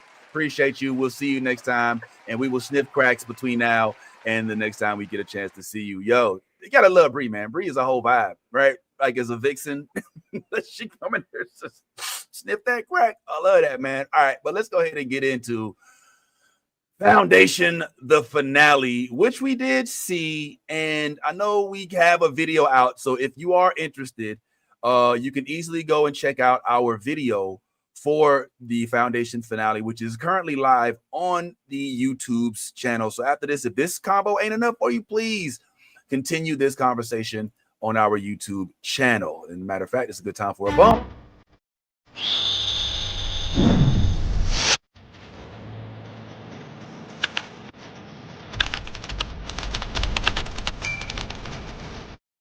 I'm sorry, I'm just getting used to having AI in my like having the using it as a weapon. Like I'm like, I can wield this. You know what I'm saying? I'm like, wow.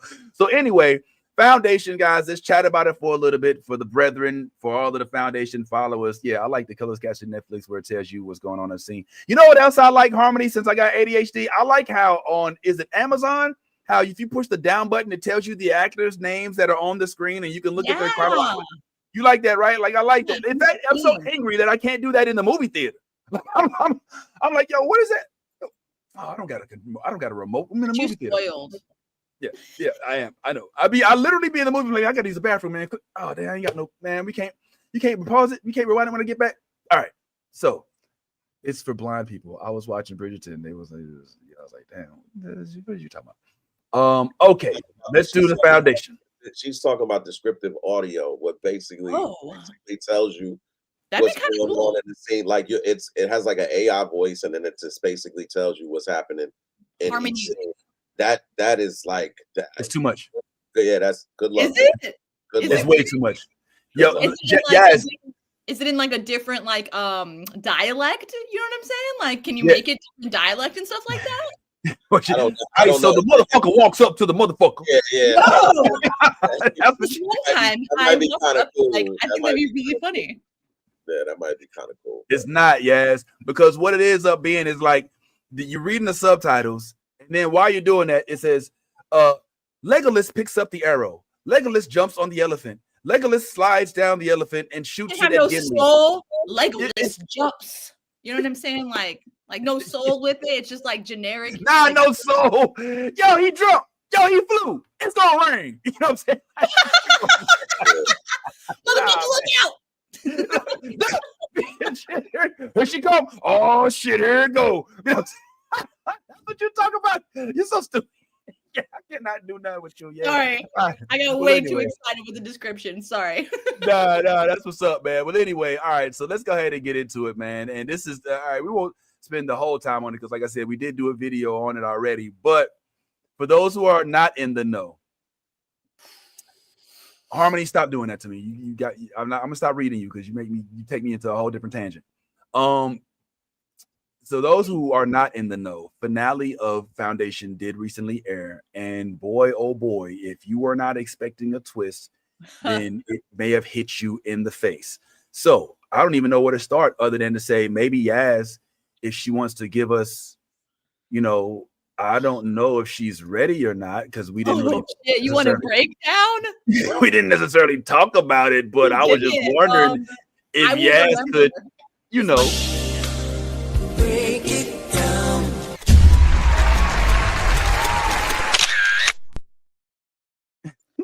All right, y'all. So, woohoo! Season finale of Foundation was epic. And I mean epic in a way that it was so jaw-dropping. It was so brilliant. It was so diabolical. I gotta tip my hats to the fucking creators because who saw that fucking plot twist? I surely didn't. I'm not gonna lie. Do you know who the mule is? Do you? Ooh. This one. So in this final episode, we get to see Gail and her storm of, badass people, trying to beat up the fucking mule. But wait, there's some shit happening in Empire. And, well, let's just say Brother Dusk has gone full batshit crazy. And he's like, you know what? If I'm going down, the fucking whole empire's going down then. I'm going to take you with me. I'm going to take you with me. I'm going to take you with me. And I'm going to take you all. And he burned that shit to the motherfucking ground. So, where there was thousands, there is two. Empire is now deduced. And when I mean deduced, I mean all the clones are gone. But before we do this, what does Empire do? What does Brother Dusk do on his last day of inauguration and getting his ropes fitted and making sure his nanobots are pumping in all that juices to make him look full and healthy for his last day before he turns to ash? This motherfucker goes and makes another baby. And he steals the baby. And runs away. Yo, can I interrupt? Did he make the baby? Well, he ungooed it. You know what I'm saying? Said ungooed. I don't know what the jelly is inside of the vat, you know what I'm saying? But he ungooed, he pushed the button, he was Demerzel, and he was like, okay. I am your he unfrankensteined that motherfucker, and he birthed him a new little baby empire and decided that, you know what, Empire, you ain't safe with these motherfuckers. I'm gonna take you with me. And you know what? It's my day to die, but fuck them. I ain't gonna die today. I'm gonna be the only one who makes it to live. Fuck them. And he takes the baby. And what does he do when he takes the baby? Not only does he burn the entire empire down, but he brings the baby to the incinerator where he is going to die himself and, be reborn. And what does he do? He gives Demerzel the ultimate ultimatum. Your life, the baby's life. Who's more important? Push the button, incinerator, bitch. And what does Demerzel do? Yo, she got to protect Empire with her life. She fucking my baby. No! He fucking leaps and tries to use her robot body to protect that baby. And guess what happened? That baby went up like smoke. And then what the fuck? Demerzel literally died. How the fuck do you kill Demerzel? Let's just start there. Okay. I'm in awe. Okay. Brother Dusk right here. This man has reached new limits of mental health, and they need to justice the Empire because he is like, I was okay with it yesterday. Not today. I'm like, fuck it. I'll burn the whole house down. This shit was so beautifully thought out. It was insane. I couldn't even be mad at him, to be honest with you. But the part that grind my gears about this whole rebellion of Brother Dusk was that he killed everybody in the tower, all the dead, clone babies. And then he proceeded to kill Demerzel and was like, ha ha ha, I'm the last Empire. It's me alone. And then guess what? Brother Day comes back and brings Demerzel before she dies, this robot head down from Mycogen, and he's like, you can connect.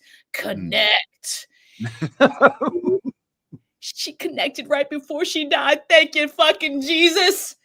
And Brother Day This was the saddest fucking moment of my life right here. This motherfucker, Brother Dusk, was like, "Hey, I heard you got your nanobites out," and he was like, "Yeah, I did before I left the." Bro, did you see him kill? Did you see him kill Brother Day? Dusk kill Day. I'm done with this fucking show. There better not be another season after this shit, because this shit, you killed the best empire. What the fuck? Now we got the hide ones. Like, oh, I can't right now. But rest in peace to this hippie, beautiful specimen man that steals alien head robots and brings them back to his mother, sister, lover, whatever the fuck Demerzel is to him. I don't know at this point, but Brother, sister, mother. yeah, I mean, they crossed all the lines here. Okay, this is on the next fucking level with him and Demerzel. This love is fucking weird. Is she like a mother? Is she like a brother? I don't understand what is going on between the two of them. But he has this undenying faith that he has to do right by her, even though he went through so much trouble to fucking get away from this bitch. He still is faithful. It's beautiful. It's beautiful. He dies for it though. Sad face. But then we get to see the real fucking plot twist. And that Gale infiltrates the mule, and Beta's like, "Hey, I'm gonna fucking escape. I hear boots. Let's escape. Come on, Empire." Little Dawn and his little legs and staying in his bed, and he's like, "I can't move. Go without me." Run! I would run. Leave me. It was beautiful. I'm not gonna lie. That little. Yeah. And then guess what? The boyfriend of Gale. What the fuck was his Prater, whatever the fuck. Pritchard. Thank you, Bad Type. Pritchard meets up and he finds Beta, only to be like, "Wait a minute, the mule is close. Hold up. I don't know." And she's like, "What's wrong? You okay? We're just trying to escape. You good?" And guess what? They go find Gale, and Gale does this mega mind trick bullshit, and she kills the fucking, what we thought was the mule. This man that, mind-stormed everybody, took over colonies, took over fucking, I don't even know how many planets this man took over, but this man is not the mule that we knew and we loved, because damn, he died like a little bitch real quick. I'm just saying, that was like, Gale did some Jedi mind trick and was like, guess what? I'm Harry. I'm my daughter. I'm all the things. I can fucking beat you. I'm a Jedi mind trick, bitch. Killed his ass. He went up like that. And then we find out, wait a minute.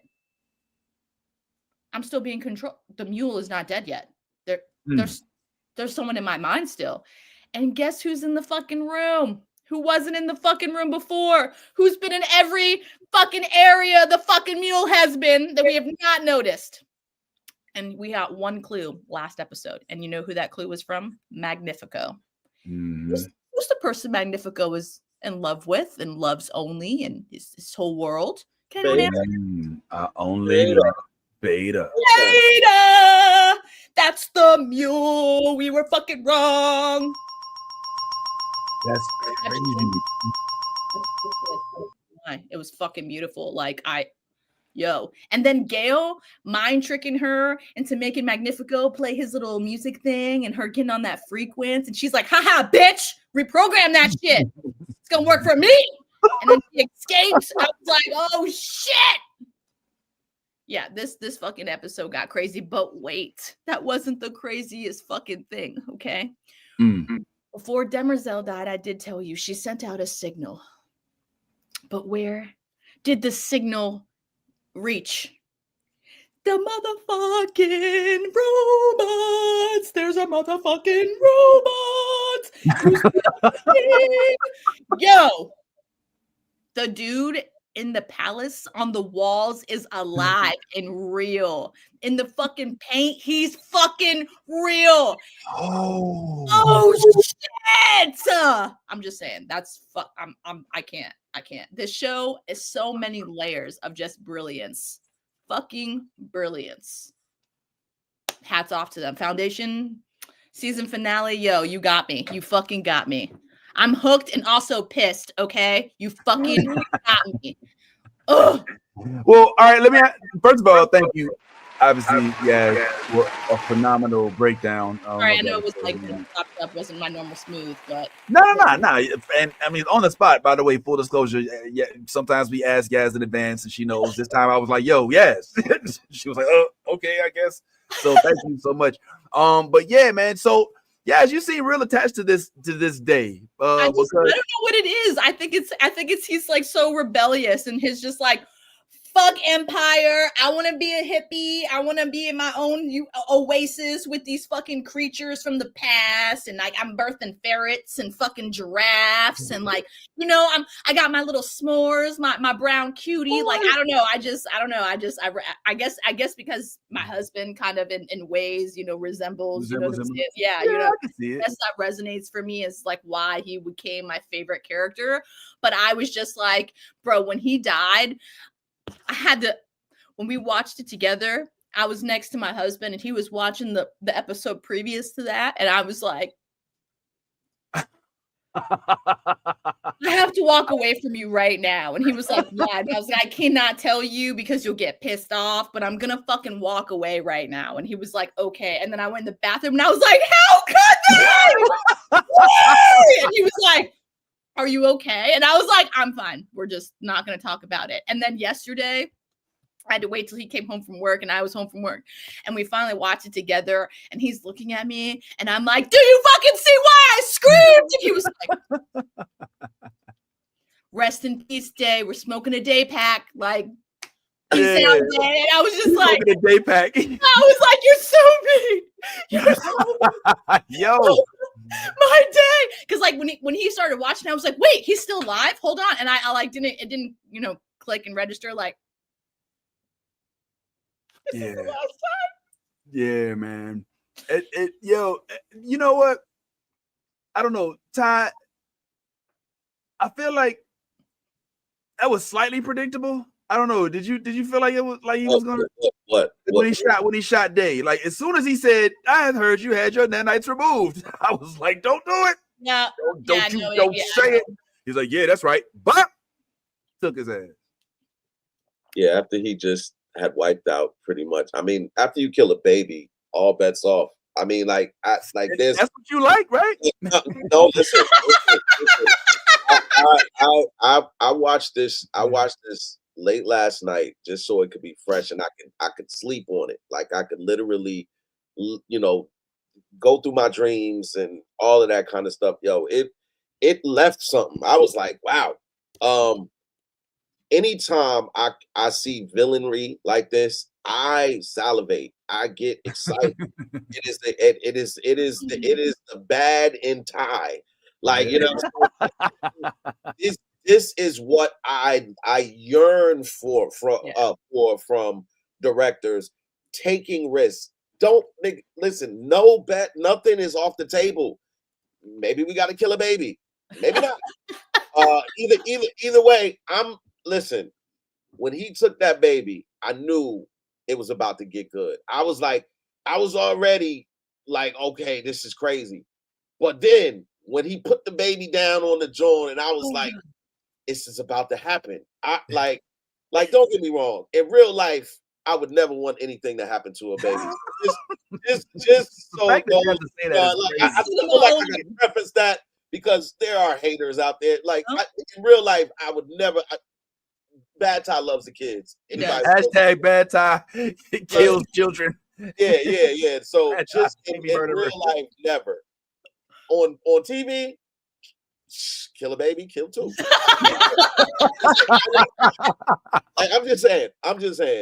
When that dude took that baby and put the baby down there, put that baby, I said, "You're moving up my list. Where will you land? Only time can tell."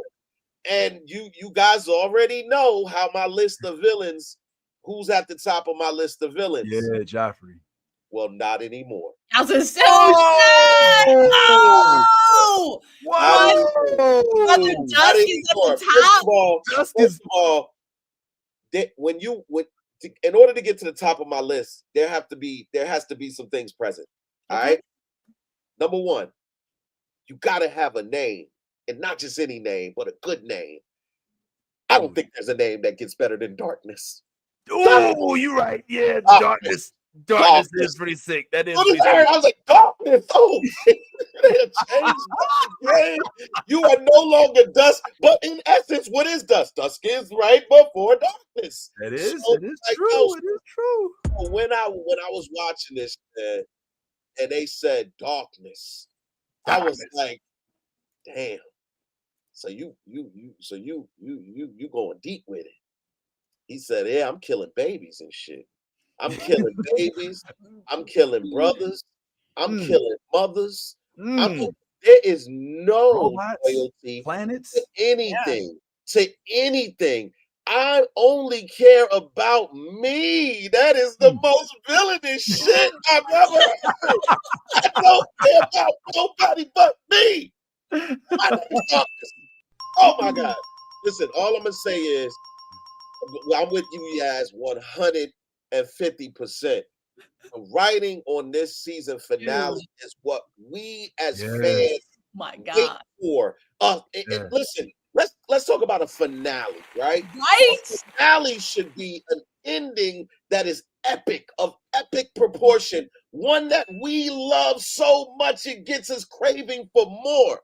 Yes. And guess what? I came out of that shit with all of my motherfucking drug addictions. I was like, give me one foundation. I need a foundation right now. I might do some things I ain't never did for that foundation. Like, yo, this that's where I came. I know everybody who watched this shit came out of this foundation episode with this feeling of I need more. Give me more. Yeah. We had a conversation I think 2 weeks ago on Foundation, and I think I brought it up then where I said, "Yo, we're not talking enough about Beta and the what you call it what's his name? Warren. Yeah. So we're not talking about them enough." And one of the things that I suspected was that she was a metallic. I did bring that up, and I said it because when she told the who we thought was the mule that he should leave. Remember when they was in the little makeshift hospital or whatever they were, where and then he was talking greasy to thing, and she was like, "I think you should leave." He just left.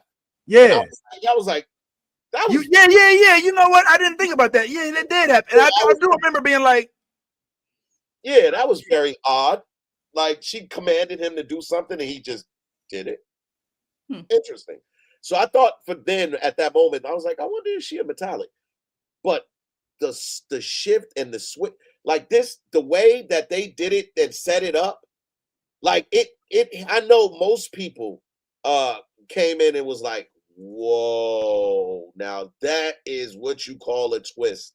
Like the fact that it was Beta all along and she was orchestrating all this from behind the scenes while filming her scenes. Like this is, you don't understand. Like these two were basically social media influencers. Like this is what their life was. They were literally when we first encountered them by the pool sipping whatever while being videoed for the masses. So this is who we were introduced to as them. But the whole time she's the puppet master. And listen, I cannot say enough about this season. If there's an award that needs to be given, it should be there is no competition. And I love Alien Earth, but I cannot in any way, shape, or form co-sign anything outside of Foundation for every award that they have for best this, best actor, best supporter, best this, give it best everything for Foundation season 4, and man, oh my gosh, the bar has been set so high that I'm like, what else can you do to blow our minds in the next season? Like, you've done every single thing. Yeah. But I mean, I listen, and I'll get out of here. Again, Darkness, #1 villain of all time. The director. Listen, if you're gonna kill a baby, the best way to kill a baby on screen is to just turn it to ash. Like, I don't want you to do nothing to the baby, stab the baby. I don't want you throwing the baby up in the air, letting it hit the floor. I don't want you stomping the baby. Don't want you putting it in a bag, slaying it. I don't want to see none of that. You giving it some thought. Yes. A lot. If you're going to kill the baby on screen, disintegration is the best way to go. We just seen it. It is what it is. I'm sorry, not sorry, but listen, this darkness killed about 50 generations of clones in one fell swoop. This dude killed everything. The amount of body parts that just fell. Oh my gosh! Again, the director, chef's kiss. And then there was like some of them were alive, like moving, like just. Yeah. Not show like fish. Let's just think about this for a second, Vince. Last episode, we thought this motherfucker was already like Looney Tooney Tune when he just killed billions and billions of people. Didn't bat a fucking eye. Went and had a meal afterwards. This is what I'm talking about. Is next level villainy. Next level villainy. Kill everything and go eat a meal. Kill the baby and go sit on your throne. Matter of fact, kill a baby, then kill your brother, then kill whoever else is in the room. That's what I'm talking about. Next level villainy. We need these kind of villains, Marvel. We need a one. Just give me one. I'm not asking for a lot. I just want one villain of this magnitude who has no real purpose other than justifying himself as being. I just want to be, and anybody who is against me being has to go. Mama, I'm sorry, you gotta go. Pops, I'm sorry, you gotta go. Baby bro, I'm sorry, not sorry, you gotta go. Everybody gotta go, man. It's the clearance sale. This is it. Everything's got to go. We putting it on the line. $5, $10, $15. Everything's got to go. That's all I'm saying. Woo! Yo, somebody towel that man out right there. That man working hard, boy. Get him some water. Get him some water. Get that man some water, man. Come on. All right. Oh, go ahead. Yes. The thing I think I love most about this show is if you've not heard anything about it or seen anything about it and you just started watching it, it's one of those shows that literally you can submerge yourself into. My husband, he didn't watch any of the seasons before season 3 came out, and he kept seeing all of the awesome news and, everything on Apple TV trying to like push it out. And he was like, you know what, maybe I should watch this. And he watched it and fucking fell in love with it. So I think this show is a catalyst for shows for people who don't normally watch, series like this. And they're like getting into, sci-fi and just how exactly, all the layers involved. This show would be perfect for that because it has so many different layers. Yeah. It appeals to so many different people in different ways. You use your brain, like trying to piece things together. You know what I'm saying? Like it's so layered and it's so delicate. It's amazing. Like it's absolutely amazing. Cosign Foundation any fucking day. Go watch that shit on Apple TV. I don't even think this is necessary, but if we're going to rate Foundation season 3 on a scale of 1 to 10, what do you rate it? Ty? 10. Yes. 11. I'm going to say 10 too, man. Like it's a 10. Now Now don't get me wrong. It does get confusing. It's a little complex. You do have to pay close attention. So it's not for the meek. It's not for a layman meek who wants to watch things explode and just have everything simply laid out. It does work. Like literally when we had our meeting last week, Ty. Like after we watched it, like I was like, okay, how did this like explain? You know, and Ant and Ty had to guys. I mean, Ant and Yaz just like, okay. I was like, oh, okay, because like when you learn that Beta is the mule, I'm like, well, how long has that been the case? You know, did was she the mule when the mule landed on her planet? You know, like there's so many more questions that we have, and also. You said, was it you or was it, I don't know, somebody on the panel said like there's only one more clone. There's not. Dawn is still around. He just don't have no legs, right? So we don't know what, and again, we don't know as we go into another, now that we have a season 4 to look forward to, we don't know whether or not the story as the seasons tend to time jump, if it's going to even involve anybody from this timeline. You know, but robots it has to. It has to. Like, because if you get rid of dark after darkness just pulled all of that, and then next season there is no darkness because it's 357 years later, then that totally you're missing everything that was, unless they do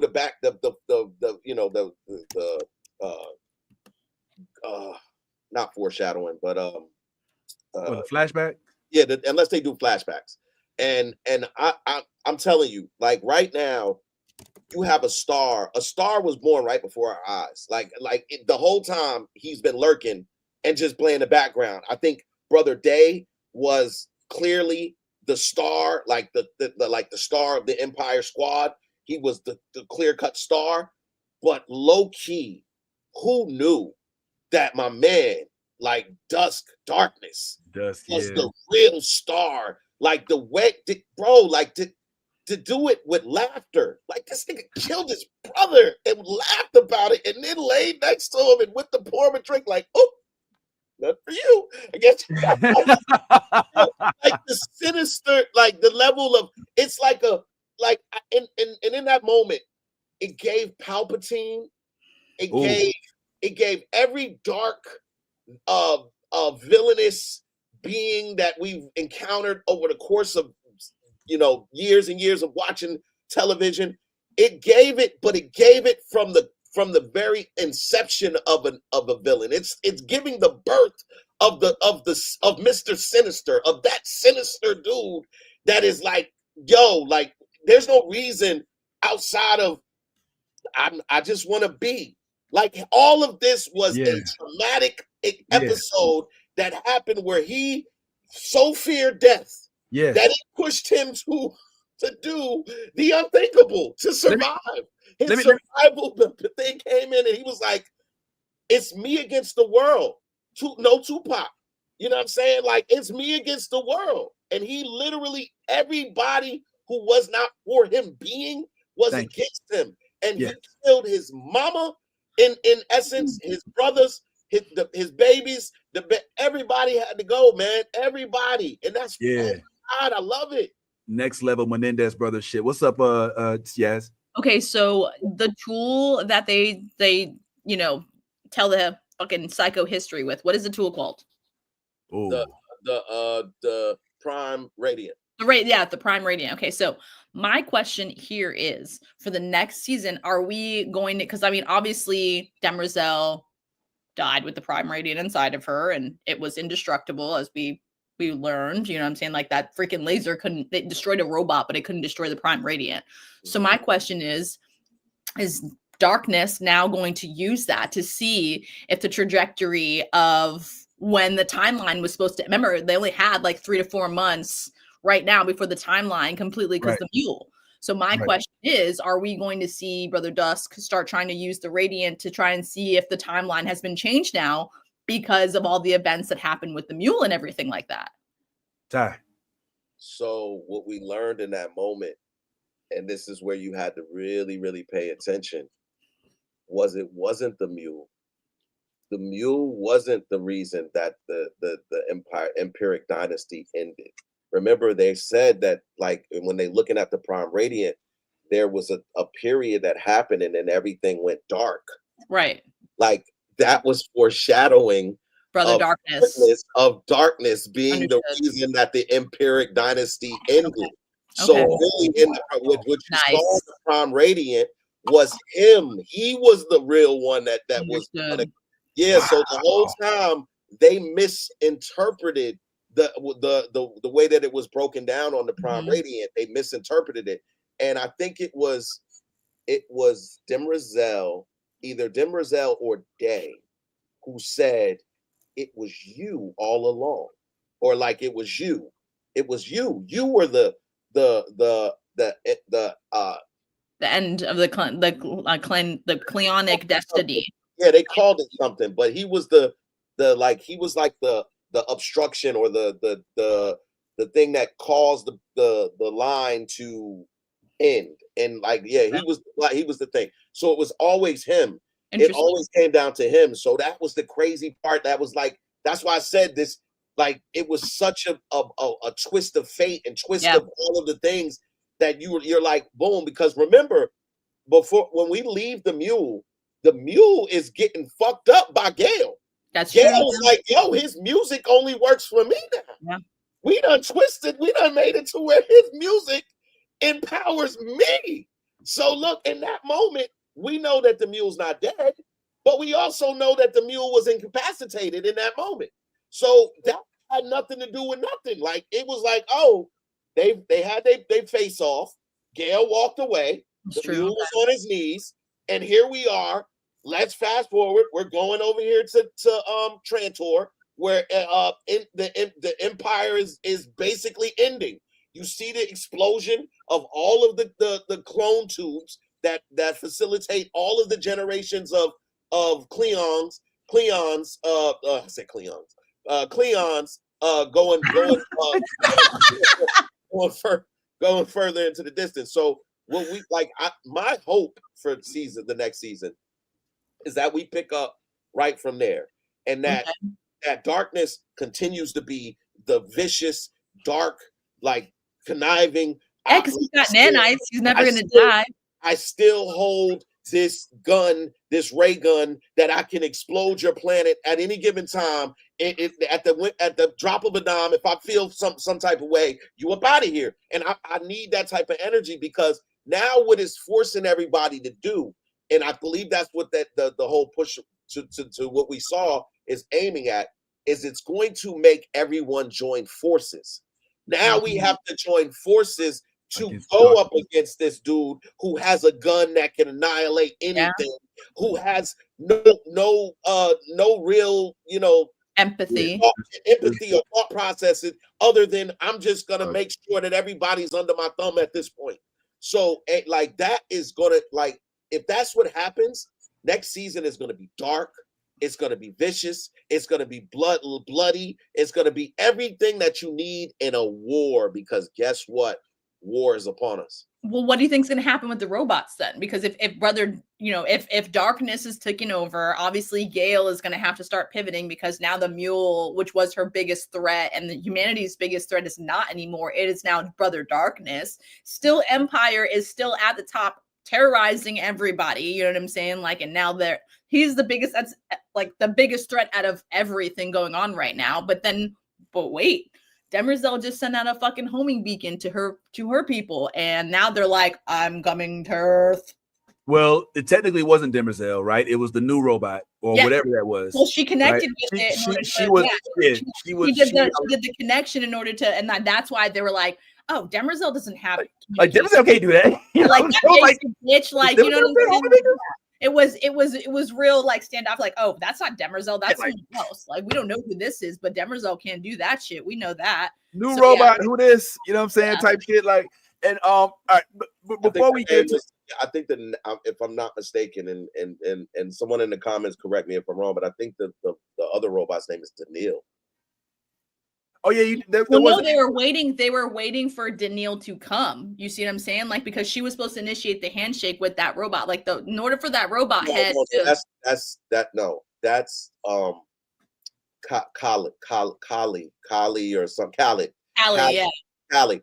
That's the black robot. No, Daniil is the head that he brought back from from the Mycogen. Yeah, Mycogen. That was the robot head that basically turned into a projector and put the coordinates and then connected. And that's what they were saying is that Demerzel connected with that head of the robot, which is Daniil, and something. And then she said it's time. And then you see Earth in the background, or what looks to be Earth in the background, or whatever. But the biggest threat is still the biggest threat. Like that. Let's not move past that. The mule still is the biggest threat. Why is the mule the biggest threat? Because it can literally control whoever it wants outside of Gale, right? So with that being said, and the robots. Well, and robots, obviously, yes. So if that's being said, then if the mule comes in contact with darkness and then takes him under her control, now she's the one that has the gun. Oh shit! Everybody and do whatever and all of that kind of stuff. And now he doesn't have to rely on a Demerzel to tell him yes or no. He doesn't have to rely on a Brother Day to also agree with him. Mm-hmm. And Dawn as far as he knows, Dawn is dead. Yep. So until Dawn resurfaces and challenges for the position on the throne, then that's it. But this is why I'm saying when you have such a huge threat like darkness, it forces everybody who knows or kind of knows that he has this gun to try to come together and be like, look, we got to stop him first and foremost. We gotta just like in Star Wars, we gotta take out the Death Star. Like if we don't take out the Death Star, all of this other shit don't matter. Yeah, because they gonna blow our planet up. They're gonna blow our rebel forces up, and this weapon cannot be in the universe. So yeah, right. The stupid ass balloons. Like I don't know what this has to do with balloons, but anyway, yo, Ty, to add on to that, I feel like this season was almost a pseudo merging of Foundation and Star Wars. Kind of. Like it's almost like this season Foundation became Star Wars. Like we now have an empire with a Death Star versus the rebellion. You know what I'm saying? With folks with Jedi mind tricks that are being used to serve their purpose. Like it literally is like this ushered us. Like I'm tempted to read the book. I want to read the book now. I might even want to start right where this ends off. Like I don't even want to read the whole thing. Like where's the part where Empire becomes, because I'm like so into it. So, but I do want to add on to one thing you said, just to add a little bit of perspective to this as well.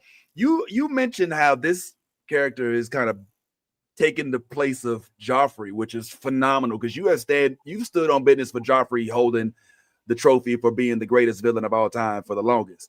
Mm-hmm. I think not the only difference, but one of the biggest difference in this particular instance is that Joffrey was an asshole from birth. Nothing needed to happen to make Joffrey into an asshole. He was just, his own family was like, oh my God, like this kid is an asshole. You know what I'm saying? Like there was no nexus moment, so to speak, where he was like, yo, I don't know, man. With Dust, he gave these motherfuckers every opportunity. Yeah, conciliator to darkness. Literally, like all he wanted to do was live. And he's like, wait a minute, let me get straight. We got 50 clones in a refrigerator upstairs that's kicking and screaming inside some water bottles, right? And you want me to walk to my death for what? They're like, why can't you put me in a closet? Send me to a planet. Like, I just want to live. You know what I'm saying? And they was like, nah. And I remember he was like, all right, well, fine. If I gotta go, I gotta go. All right, before I go, planet, you gonna go ahead and die. I'm gonna kill your planet because your wife is on it. And all right. And then Demerzel was like, I still gotta kill you. You know what I'm saying? He was like, I get it. All right, fine. And like, so in this particular instance, for me, Ty, this is really a statement of structure collapse. This is really an instance in which the system was the culprit. The system made this villain. The system created this guy. Them having to kill him is what made him go nuts. Because literally, if he was like given another month, I think you have a completely different outcome. But they were so set on his death date. And because it worked for all these other Cleons, I think it was like the 30th or the 29th or something like that, because it worked for all of these. So we're going to march you right to your others. Meanwhile, there's other Cleons that have been killed that they just went, pushed the button, and just brought a whole nother one back in the midst of their life. You want me, who loves my life. I even got a little chick that I had that I let her keep her memory, and she, you know what I'm saying? Like I like, you know what I'm saying? Maybe we could walk off to sunset with her. Yeah. And y'all won't even let me do that. And on top of that, the planet that I hail, the empire that I hail, and the politicians that represent that bureaucracy had the nerve to come to me, the ruler of everything, and tell me that they about to give my planet away. You're not asking. You're not sitting there saying, I'm throwing out ideas. I just want to see what you think about it. You was like, nah, I'm not here to consult. We just came to inform you. And so what was the first thing he said after he blew up the planets? He was like, oh, I just wanted to inform you. You know what I'm saying? So this is an instance. This is the beauty. I'm just speaking about the beauty of Foundation, because they could have easily just made this a maniacal asshole who just wants to kill and just has no meaning for it. But they really literally gave everybody in the entire Empire staff a chance to not make him into the villain, but they made him into the villain. And that's the funny part to me. Not funny, but that's the ironic part, is that the structure that held this whole entire universe or this galaxy together for so long is also the structure that pushed him to insanity, that made him want to kill off whoever the hell got in his way. Now I do. Go ahead. What's up, Ty? Oh. I just wanted to say this last piece, right? It's the way it goes together. The fact that his name is Darkness, and the fact that everything he did was from the shadows, like it just like from building the quote unquote Death Star. He did that from the shadows. Nobody knew about it until he told everybody about it, or told, who he told about it. Then Brazil didn't even know about it. So like the stuff that he's been the way that the director kept him in the background for this moment, for this very moment, like, right. You know that he's there, but you don't pay a lot of attention to him because we're over here following Day and his struggle. He's not a threat. And he's older. He's older. He gives the appearance of vulnerability and feeble. All of that, and feeble and all of that kind of stuff. So the fact that he comes out this way, and this is an iconic coming out party. Like, this is iconic. I agree with you that there was trauma that turned him, but I also believe that this always resides in all of them, because this is a DNA type thing. Mm-hmm. I think that the telling time when things were starting to be unlocked is when he killed Day's little ferret, stomped it out. And I was like, you know how sick you gotta be to stomp out a ferret? Like, he ate the brain of the baby lamb. Yo, I'm just saying, like this dude, yes. He's like, there were signs that he was definitely not the same thing with Nibs from Alien Earth. Ooh. Like, are y'all caught up? With the baby? Yeah, absolutely we caught up. Nibs was always messed up, because what you find out is she had trauma. She had trauma. Somebody must have touched her or did something to her, may probably, molested her, and which is why the whole baby thing. Mm-hmm. I think that's like that. This was always there. I think it was always there for Dusk, Dawn, and Day. It just takes a moment or something to happen traumatic to unlock that part of your mate. Right. Well, let me take a little. Let me challenge you a little bit. This Dusk, yes, was the most recent iteration of Dusk. There have been many Dusk that walked to their deaths Yes. I am curious as to the last days of all the other Dusks. If they willingly walked to the incinerator, or if there was a moment where they was like, nah, fuck all that. I'm taking y'all with me. They show us those moments. So before we know that Dusk is making the Nabacular, when he's trying to basically groom Dawn into, you know, becoming the new day, and they're, you know, looking through all their memories to find out how long the first Cleon lived compared to their life sentence, basically, when they were, you know, in that chamber in Empire.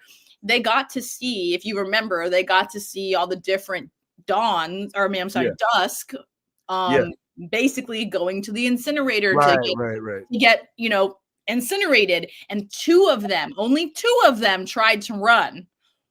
3 in total ran. 1 was successful, and that was Darkness.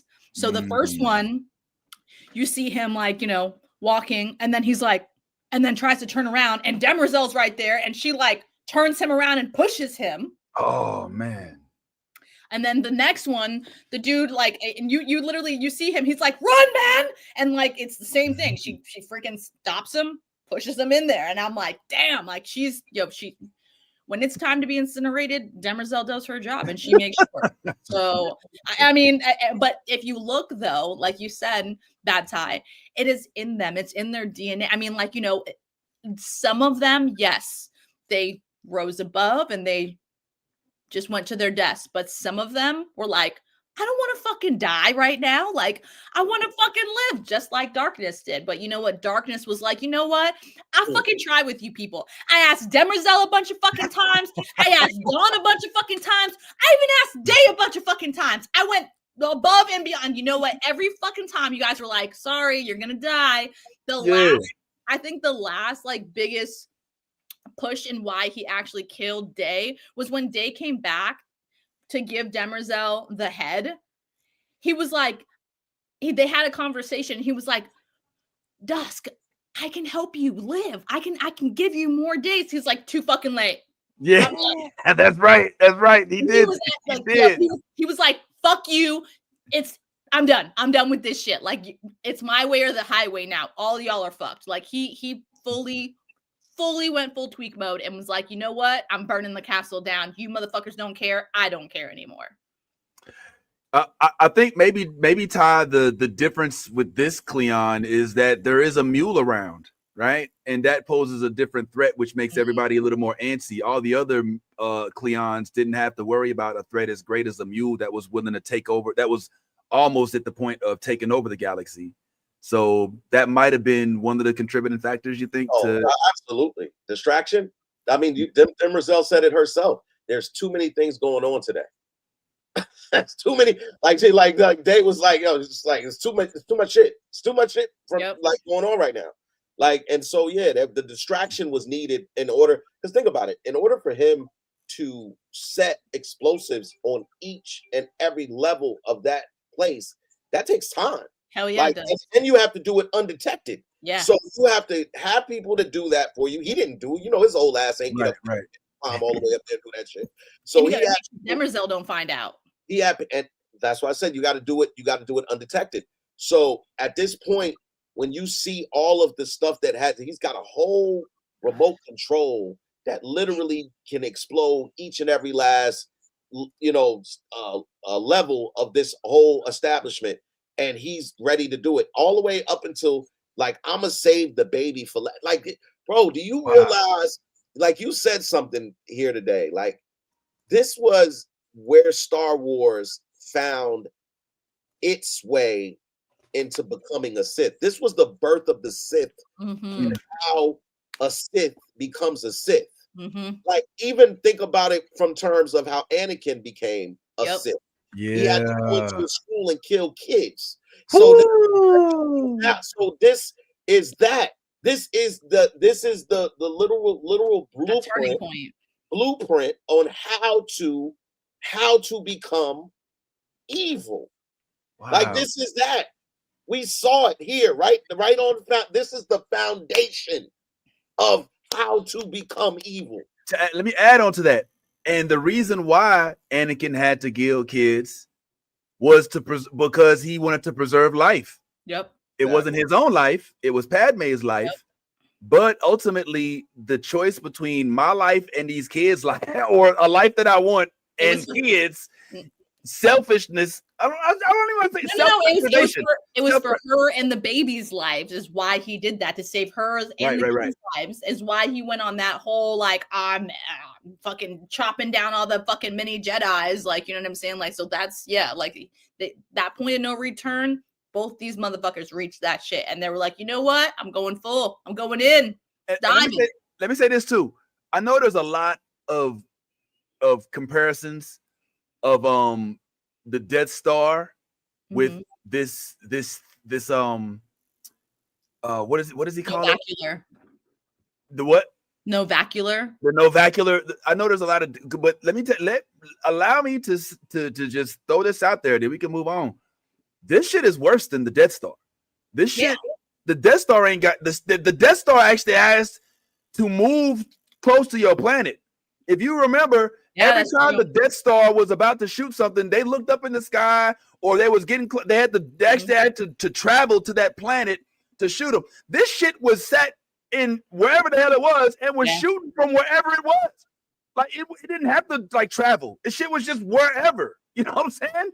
Even more importantly than the Death Star, it doesn't have to recharge. That shit can shoot and then shoot again. At one fucking time, right? Pum pum. The Death Star shoots and it's got to recharge in time. Right. We got to recoup all of the energy that it took to. No, this shit is. Like, yeah, come on, man. Come on, man. You not playing with nothing. That black hole was insane. Yeah. Like all the galaxies that popped in from the fucking from the planet being destroyed was insane. Yeah, you're so right, Ty.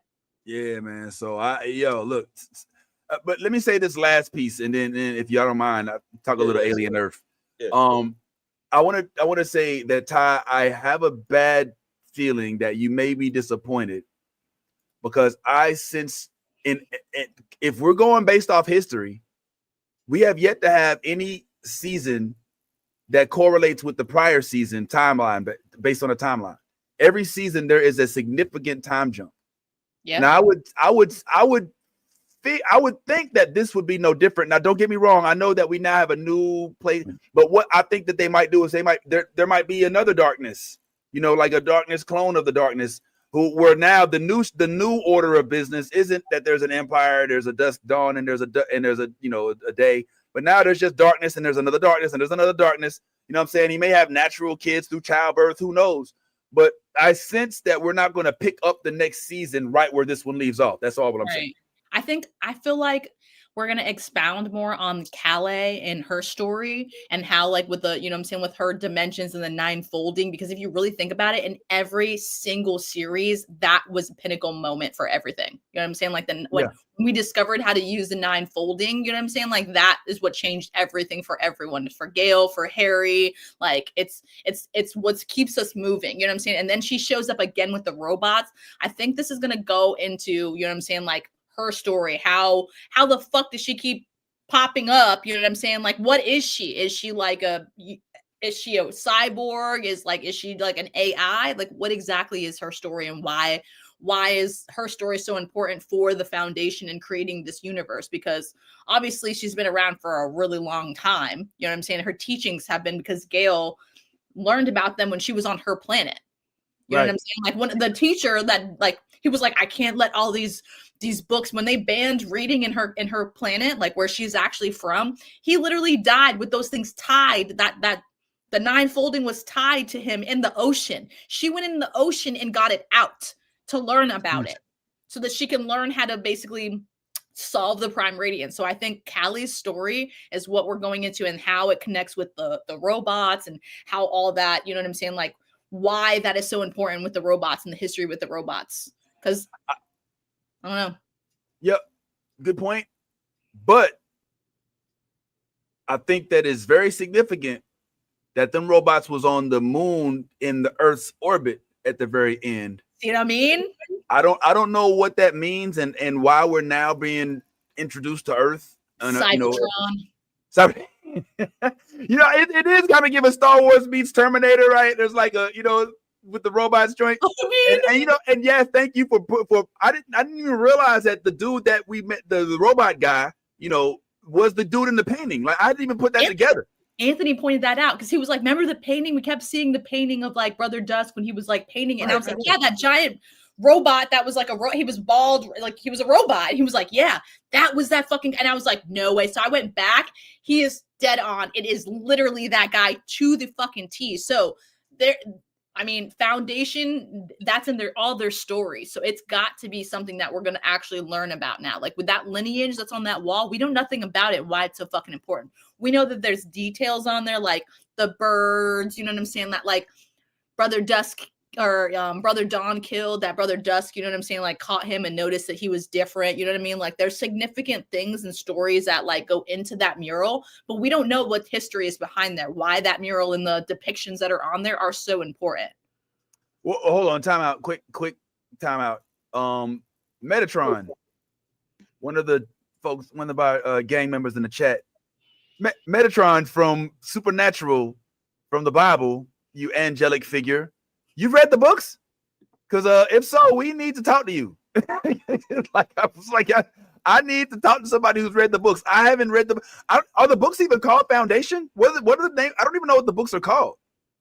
So right, that's a good question. I got to get up on that. I feel like an idiot with a show based on this. We're supposed to tell you what that is, but it's just a natural conversation, man. So Metatron, if you've read the books, then you need to slide into our DMs so we can shoot you a link. Whoever has read the book, slide into our DMs. Yeah, if you read the books, man, consider yourself an honorary guest because we need to discuss what the differences are, what to expect, what they may or may not have missed, what they changed. Things like that. That will be awesome, man. But we've already given this show, the season at least, a 10 out of 10. And I got to say, that's a big deal because every show does not have a 10 out of 10 season. And I'm going to throw this real quick quip in there, and then we'll go on to Alien Earth. But I just watched the Star Trek season finale, Ty, and I was very disappointed. I can't believe we got, like, we were so, like, episode 1 through 8, chef's kiss. Then we got to 9 and 10, and I was like, "What are we doing?" I was like, "What are we doing?" And we don't have to get into it right now. I only bring that up just to show by comparison that even with shows that we love, it doesn't necessarily mean that the product is always going to, be what we hope for. Because I ain't gonna lie, like I had huge high expectations for that finale of Star Trek because they started so good. That show was literally, it was 10, 10, 10, 10, 10, 10, 10, 10, 5, 2. That's how I would like rate all the episodes of that. But anyway, Star Trek Foundation, all definitely in the world of science fiction, as is, of course, Alien Earth, which is something we'll also wrap up just for a little bit, guys. I know we don't have a whole crowd full of folks that are into this show, but we are watching it. And I got to say, the show is not letting up. It is giving me nightmares. Is it giving you nightmares? Nightmares. I'm not gonna lie to you. Like when I go to the bathroom at night, I'm like, I need a fucking nightlight because if a xenomorph comes popping out on me when I'm trying to go pee, I don't know what the fuck's gonna happen. Like, you know what I'm saying? And like, you know when you're in your house and your house makes like weird, like random noises and stuff, and I'm like, is that chittering? Fucking drool's about to come off me. I swear to God, this fucking show. I haven't watched something with like a blanket covering my eyes and my fingers in a really long time. And this fucking show right here, swear to God, hands down, I'm scared for every scene that comes on the fucking screen. Like bro, I don't know how else to tell you about this fucking show, but this shit is next level. Alien, oh my God, I never want to see one of these things. This is exactly why, Vince, I will never fucking go to space. You will never see me sign up for that shit. Ever. This shit right there. If I saw an eyeball with tentacles coming fucking running at me, oh hell the fuck no, I would have a heart attack right there. All right. Calm down. All right. Time out. Flag on the play. There's so many reasons to not go to space, yes. All right. Number one, all of them are death related, is why I'm never going. There's no breathable air. All right. There's a gravity issue. There's this whole pressurized issue. The food. I'm out. Food? It's not a restaurant. It's space. Yeah. What the fuck is that? I can't eat toothpaste. What the fuck? But the one thing that shouldn't keep you from going to space is the threat of aliens from a movie from a TV show that came on a freaking. Listen, we just had a UFO hit one of our satellites, and it was like actually like, you know, we actually saw it actually happen. Okay, we don't know what the fuck is up there, okay? And we keep trying to learn things. We're gonna bring home a xenomorph or one of these motherfuckers right here. I swear to God. Hell the fuck no, man. This is the scariest thing I've ever seen in my entire life. Like, and then it turns to one eyeball, and then it takes over the whole body. Fuck that thing, dog. Just like, oh my God, if I had a book, I would fucking just like, oh my God. Yo, this thing is starting to be my favorite character in the freaking show while you bullshitting. Yo, this thing and the little lamb and just be looking at your ass like he's and then he's like standing up looking at you like, yo, well, listen. This all right. I said this last week too, but I think maybe it wasn't last week, maybe it was the week before. One of the best parts about this show, because when Ty first told me about the show, I was like, Alien, you know, I kind of, you know, after Prometheus and, you know, some of the movies, I was like, all right, you know, and some of them have been good. I admit, like some of the most recent ones haven't been trash, all right, but there was a period where it was like, all right, AVP, all right, you know, so when it was done, I was like, oh, okay, all right. But then he was like, yo, you know how, you gonna be like, this the best show. And so I was like, all right, whatever. I started watching it at first. The first episode, I was like, all right, this is what I expected. All right, and it is what it is.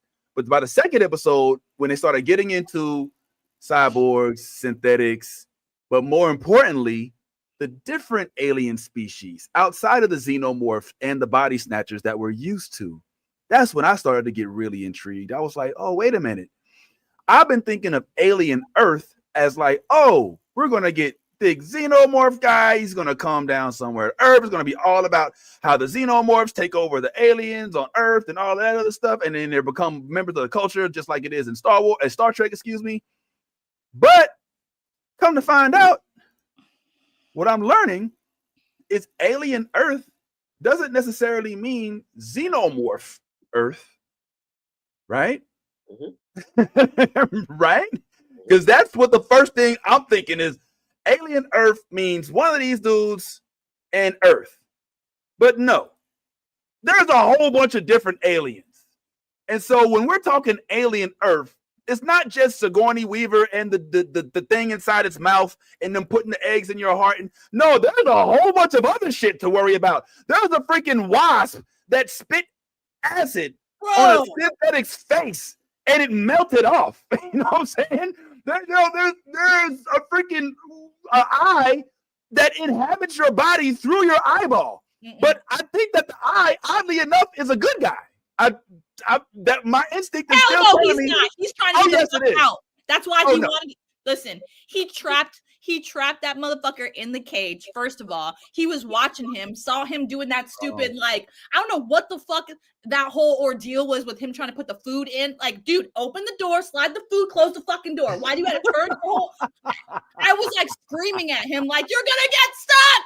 And then sure enough, what did the damn sheep do? Dunk. Fucking. Yep.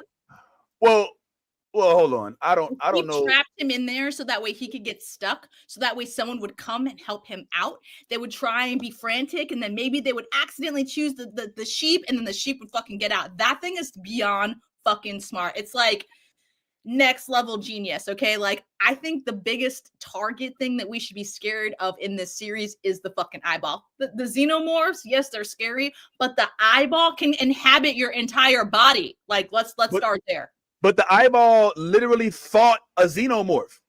No. Like they're not on the same team. No. What's up? All right. So, when it comes down to these aliens, you have to think about what we just finished talking about for 30 minutes on Foundation. Survival. When that survival instinct kicks in, do whatever you have to do to survive. Yep. And I think that you're right, there are multiple different species of aliens on these ships, some in which the alien may work with, and some in which it has a very aggressive relationship with. We saw how it reacted to the xenomorphs. We saw how it reacted to the other alien that shot its load into the water. I don't know what else to call it, man. It shot its kids. You're talking about the leech the thing, water. Yes. the little like, oh god, that was so gross. It shot it into the lady's water, and those things. Remember, all of its babies was in the water. So I mean, I don't know what else you call that. I mean, listen. If you can come up with a better term, by all means, apply it. But I wish it had a sound when it did it. That would have been even better. Yeah. And then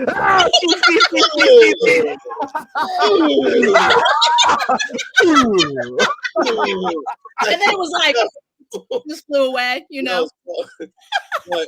But we know that those particular species are like a spore. They have like a spore thing where they release a spore and then it makes you hemorrhage from the inside out.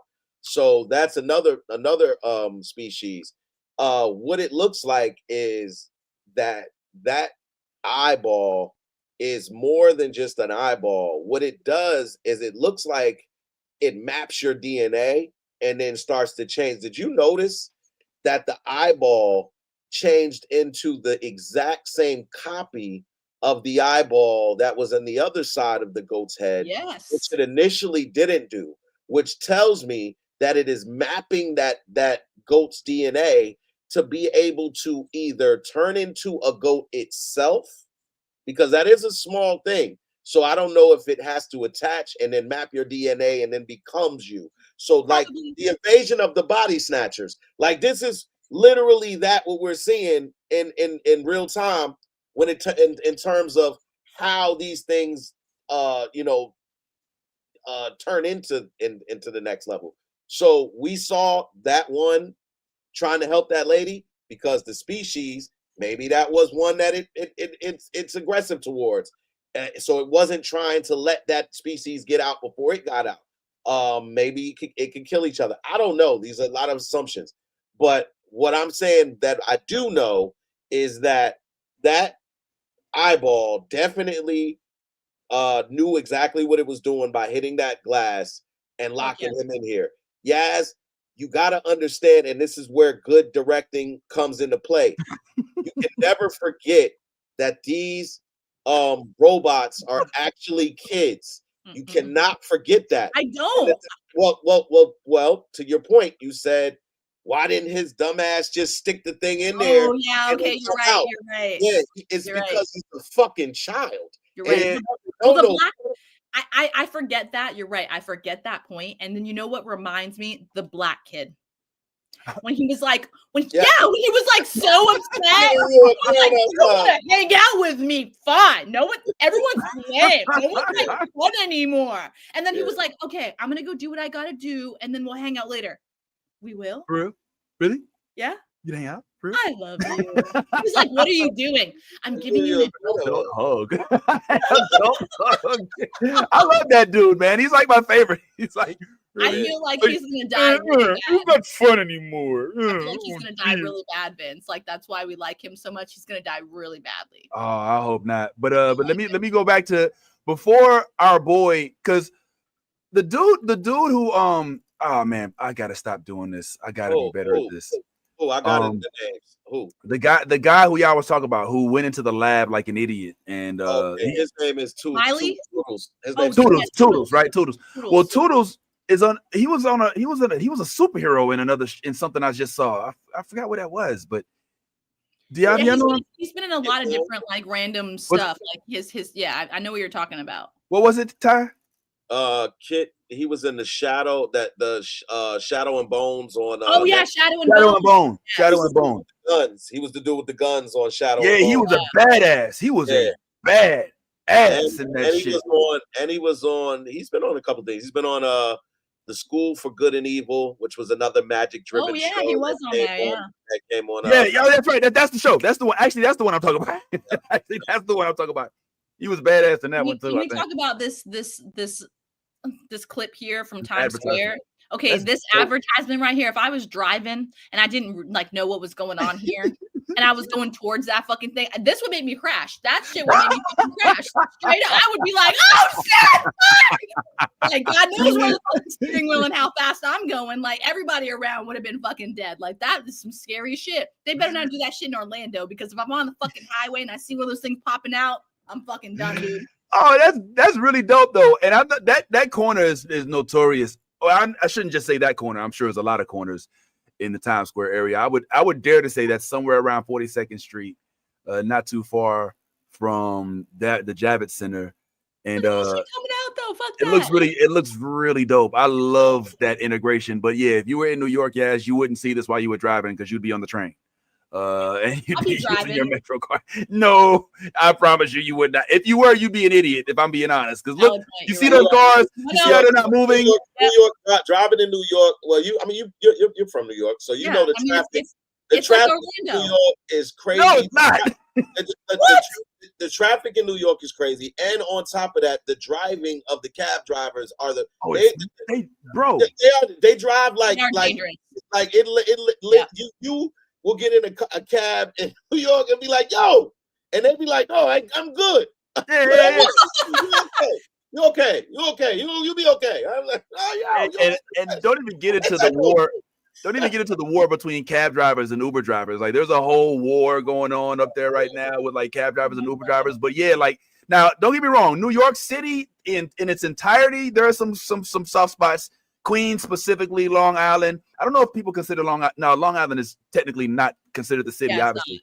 But Queens, you can drive around in Queens in certain areas. All right, Brooklyn, you can drive around, but Manhattan, don't even think about it. Don't even try, because I'm gonna tell you what, you might get away with going down the street for a couple minutes and not having to be in traffic. But when it's time to park, that's another 2 hours of driving, because you ain't gonna be the front. And if you got a parking garage, it's gonna be like $100,000. All right, so yeah, I wouldn't recommend driving in Manhattan. Now, Queens, the Bronx, Brooklyn, yeah, but Manhattan, nah, leave it to the train, bro. But anyway, I want to say this part. Toodles sealed his demise the moment he was asked to go to the lab, and old boy was like, "Is Curly with you?" And he looked back, was like, "No," and she was sitting right there. Yep. She was sitting right there with old boy, and she's like, "All right, I'm gonna go ahead and listen to all myself, because I've been reading books and I downloaded this and that." And so then he gets into like, "Where are you going?" And she's like, "Yo, you need some help?" He's like, "Nope." And so, lo and behold, your dumbass locks yourself inside the shit. All right, because there was nobody there to hold the door for you, because you wanted to go and do this as a big boy all by yourself. That was the moment he said she's not here. I was like, "Oh, he's dead. He's dead." He ripped off the door. Remember the door to feed that's why he opened it, because he ripped off he hulked that shit up. But yes, he opened it and went all the way inside. Like, he couldn't just slide. I would have been one of these. Like, he had the foot that shouldn't even be holding the door open, and it was like barely even that. That's why the sheep was waiting for his ass, dog. And then it was just watching him like, what's gonna happen? Classic horror movie. That was literally the horror movie moment. You're like, "Don't go in the door." Oh, I screamed. I screamed after the thing came out, and he was like on his arm, and he was like, "Oh, hey, little bug, hey," and then it was like, and I was like, "Oh shit, it's pissing on him! Oh my god!" There was like a real quick moment where you were like, "Oh, look, it might be." You were like, "Oh yeah, it's an alien." That's what this movie is. That's what this show is called. And then the fly thing was like eating its like synthetic blood, and it was like, yeah. I love that. So when the other ones, like when he left the door open, okay, like, what the fuck? Can we talk about that part? Can we just skip forward and just like go into that with the whole Smiley trapping Dr. Glenn, I think his name was, or whatever the fuck? Yeah. Okay, so in this version, in this episode, in the most recent episode, as we all know, I forget his name. I think it's Smiley. Slightly. That's what it is. Okay, slightly. Slightly is being coerced by Morrow to do his bidding which is a whole thing in itself. Because how come he can talk? Why does he have a direct link to him? Thank Like, you. how come nobody else hears him? Because he got the direct link when they were on the ship and they encountered him for the first time, and then he basically touched. He Yeah. touched and put some type of device onto Slight Lee's neck. Gotcha. Okay. All right. Now, and by the way, the idea that no one else can hear him is not the case, because the whole time Kirsch has been monitoring conversations between Morrow and what you call it. And by the way, Kirsch is fully aware of what the fuck is going on in the lab, and told the boy genius that everything is all good. Yes, so he did. Kirsch, and I said this I think 2 weeks ago or a week ago, that the way that the boy genius kept belittling Kirsch and treating Kirsch as though he was just this a toaster oven. Yep. And like Kirsch was getting into his feelings, and he like, oh, he's synthetic, he can't have feelings.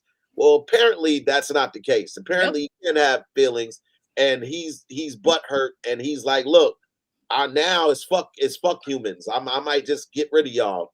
I might be like, getting rid of y'all might be the right thing to do. I mean, I don't know if that's where he's going. I think it's a little more. That's absolutely where he's going towards fuck humans. I mean, I don't know if just because he doesn't like the boy genius, because he don't like Prodigy. It's not just that. See, you got to pay attention to the conversations he's been having on the sideline. He's had a conversation with Wendy, and he told Wendy, because remember, Wendy told the doctor what Kirsch told her, and said, and so basically it's at this point where Kirsch is telling her, and also her brother, like how humans, like what he's perceiving from humans, and what they do. So I'm telling you, there's the interaction between Kirsch and Morrow in the elevator. Like there's a lot going on. But the conversation between him and Hirsch was more about the difference between synthetics and cyborgs, not humans. I mean, he definitely. Did you not hear? I heard him speak about the weaknesses of having human capabilities, but it didn't. That's not it. See, this is why you got to listen better. What I'm telling you is, Morrow said to Kirsch, are you tired of what? That you're tired of the humans using you like such and such and such or whatever. Yep. And he was like, oh Papa, something.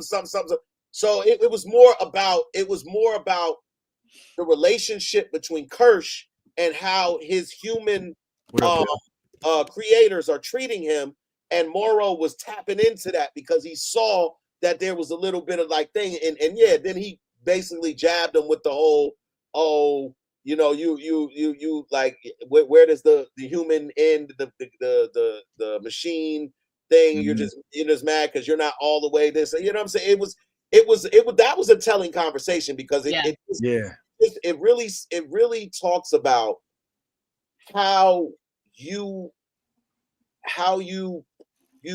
add yourself to anything you create. So like it's like that whole religious thing about being made in God's image, right? Mm-hmm. When it comes to Christianity, Christians believe that we were made in the image of God.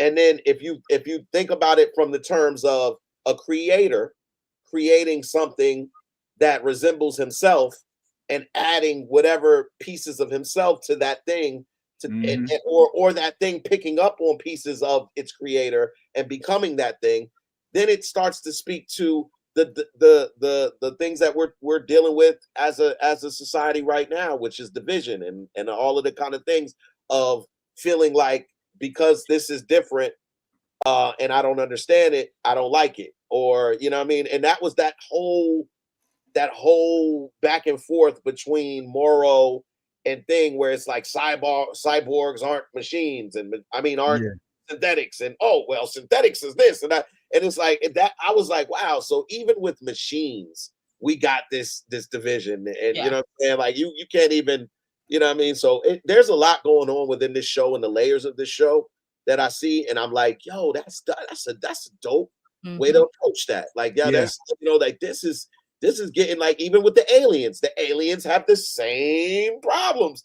Like they're dealing with division and they're dealing with the different species not being able to coexist. It's like those things are like these are real-time problems that we have in the world, and you're getting to see it addressed by aliens and robots. I love that. I love that. And I just want to jump back to the conversation in that elevator and how chilling it was and how brilliant it was to have those two beings confront each other in an elevator of all places, where it could have gone down and there was no walk away, quick escape. You know what I'm saying? Like, it was so brilliant. It was so cold, the conversation. Morrow sitting there, oh yeah, it's funny. I love killing synthetics because they don't really feel. They're not real. It's like, I feel the same, but I know that must suck still having that human part, that you feel pain, so that when I'm taking out your eyeball, you still remember that you're human because of the pain. And they're just kind of like, and then they walk off the elevator, and you're just like, what's that emoji where Elmo's like that's how I was like, holy shit. They just had the most wicked beef session. Like, it was like a slap boxing mentally. And it was just so direct. It kind of reminded me of, you remember that there was a movie called The Program back in my day. You remember with Omar Epps, Tyra Banks, and Omar Banks? He was recruited to this college to play football, and on one of the first days, the quarterback for the team bucked up to him, and he was like, "Yo, what's your name?" He was like, "Rashid, quarterback," and he was like, "Don Travius, starting quarterback." You know what I'm saying? He was like, "All right, oh shit," you know what I'm saying? I was like, "All right." So it was just the dialogue, that scripted response from each of them was so on point. Like, I was not expecting to be this wowed by an alien project. I'm just gonna keep it 100. I was not expected to be. I expected to have that horror, alien, sci-fi thing, but like the level of complexity with the script writing and the different, not only characters, but the different types of characters, from the synthetics to the cyborgs to the, I'm assuming that there's something in between that, because there's like a synthetic that can feel, and there's a synthetic that can't feel. The hybrids. Yeah. Then you got the humans, and then you got the aliens have different, so great integration. Like, this right here is how you take a product and flesh it out so that we can look into some of the intricacies that go behind just the big boss that's the xenomorph. Like, I'm damn near don't give a shit about the xenomorph. Like, they've done such a good job at like giving us a wide array of characters and of different types of beings, that the xenomorph is almost the least thing. Like, it's like when you see it, it's like, okay, yeah, there's big boss, but it's not what I'm more worried about. The shit that's skeeting in the cups of the folks. Like, great job, that's all I'm saying. Like, it's like making the Star Wars. It's kind of like Rogue One, where they're like, okay, yeah, we know we got Jedi and Sith and all that, but underneath all that, there's a really good story that we should tell. I don't know, maybe not a good analogy. Bro, there's the funny part about this show is we have yet to even encounter all the aliens. Like, this is like, there's a particular alien that I'm still like wondering what the fuck it is. But remember when they first got on the ship and Toodles and Curly and even Smee were standing outside of the lab, and where there was this thing hanging from the ceiling, the plant thing, like a plant thing or whatever, and out of it comes this long tail, like, and then it goes back up in it. But we've only seen like this long tail come out of it a couple of times, and then it goes back in it. Well, we still don't know what's in that.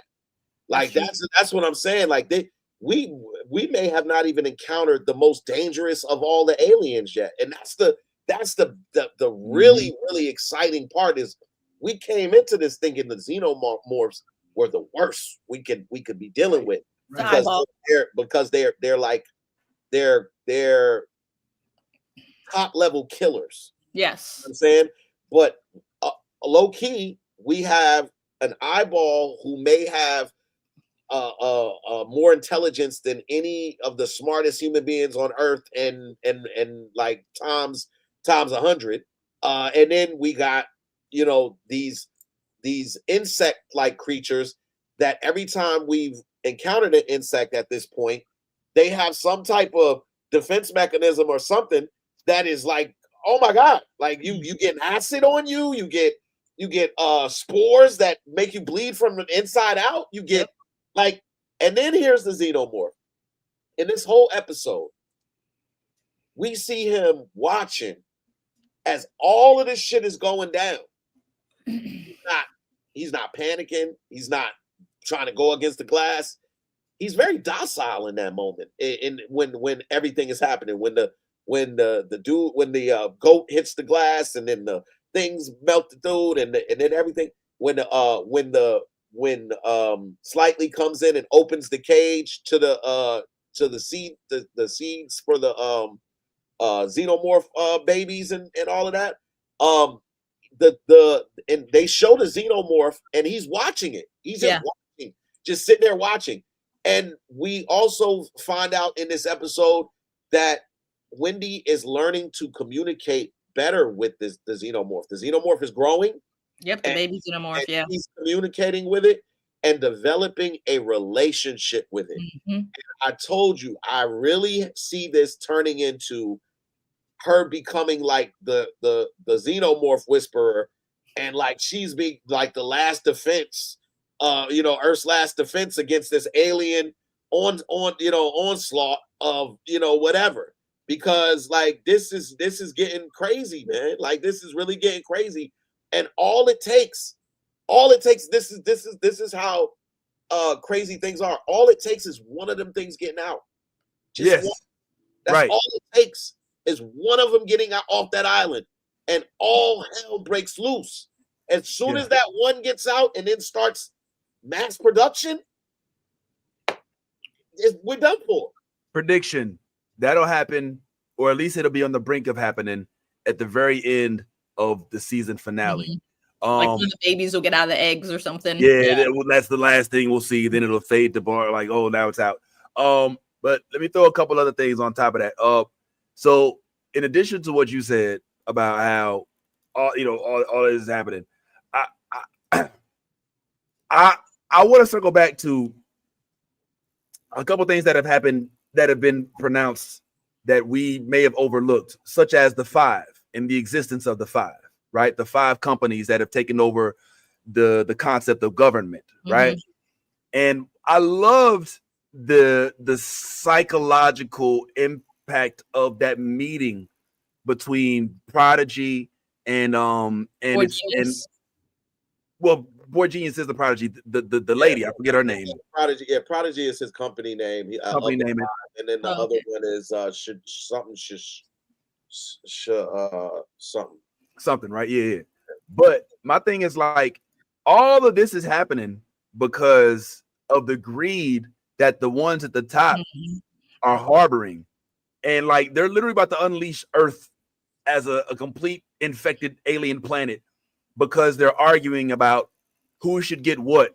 And I gotta say, as nasty as old boy's feet were to look at in that scene, he killed that role. Like that part, that scene was that shit. He was sitting there and he was just like, yeah, all right, yeah, go ahead. He puts his feet, his dirty ass, nasty ass, bare feet on the table, and the lady's like, yeah, we'll go ahead, we'll give you, 15 billion. And he's like 20. She's like 10. He's like 25. He's like 20. Yo, like he played that shit so well. I ain't gonna lie. Like I was like, hey, I see you, Dexter's Laboratory. This motherfucker right here I liked it. And then at the end, he got what he wanted. And was like, all right, well, I guess I'll give it to you at the end of the quarantine period. And she's like, wait, what? Like, yeah, you just agreed to 20 billion, and I'm still gonna keep this shit for 4 more months. I was like, oh, what?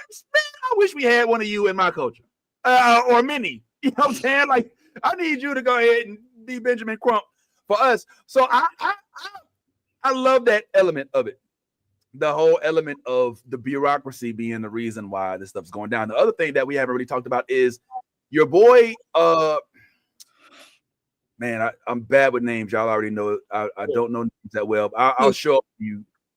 You're like, who? I'm like, oh, the boy, the dude's brother, the girl's brother, her brother, his brother. Okay. I don't know his name.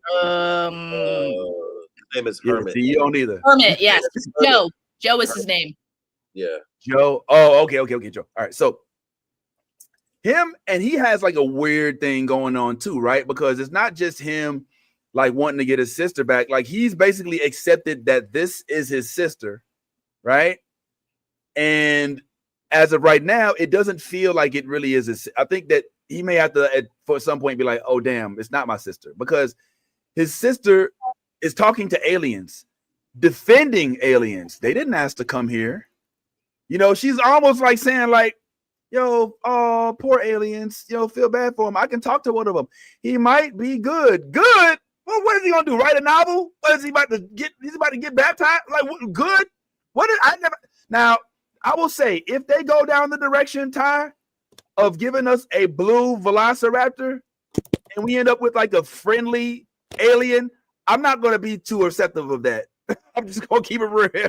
If we start having pet names for the alien and start like being all cozy and friendly because she was talking to one after it got hatched, I'm not going to like it. I'm going to keep it real. That's whack. I don't want to make friends with this alien species.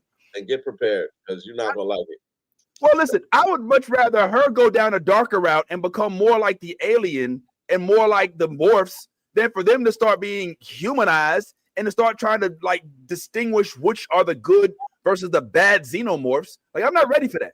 Well, this is the thing, and I think that's what we're kind of moving towards is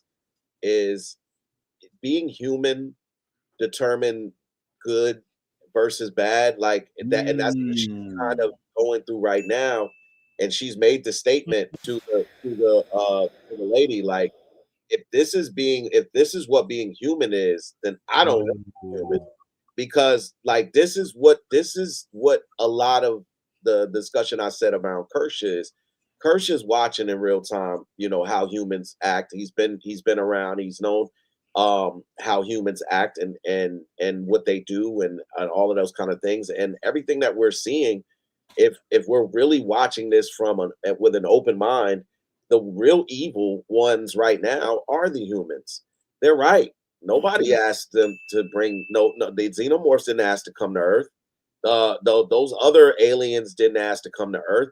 They were snatched away from their homes. They were brought over here against their will. So you know, everybody on this show should know how to relate to that better than anyone. Yep. Like, I mean, it's really diving into what represents good and what represents evil. And I think that in terms of what we've seen so far, the real villains of this storyline are the human beings. They are the Boy Genius, they're Utani Corp, they're the 5 corporations that are doing this shit and all of this kind of stuff that's going on behind the scenes, and doing it in a way that puts us all at risk. Like that's the thing that you liked the fact that the boy Cavalier pulled up with his feet out and you know went in there and you know and did all you know said all of the right things. But the truth of the matter is his own arrogance is what's going to cause the Earth to become alien Earth.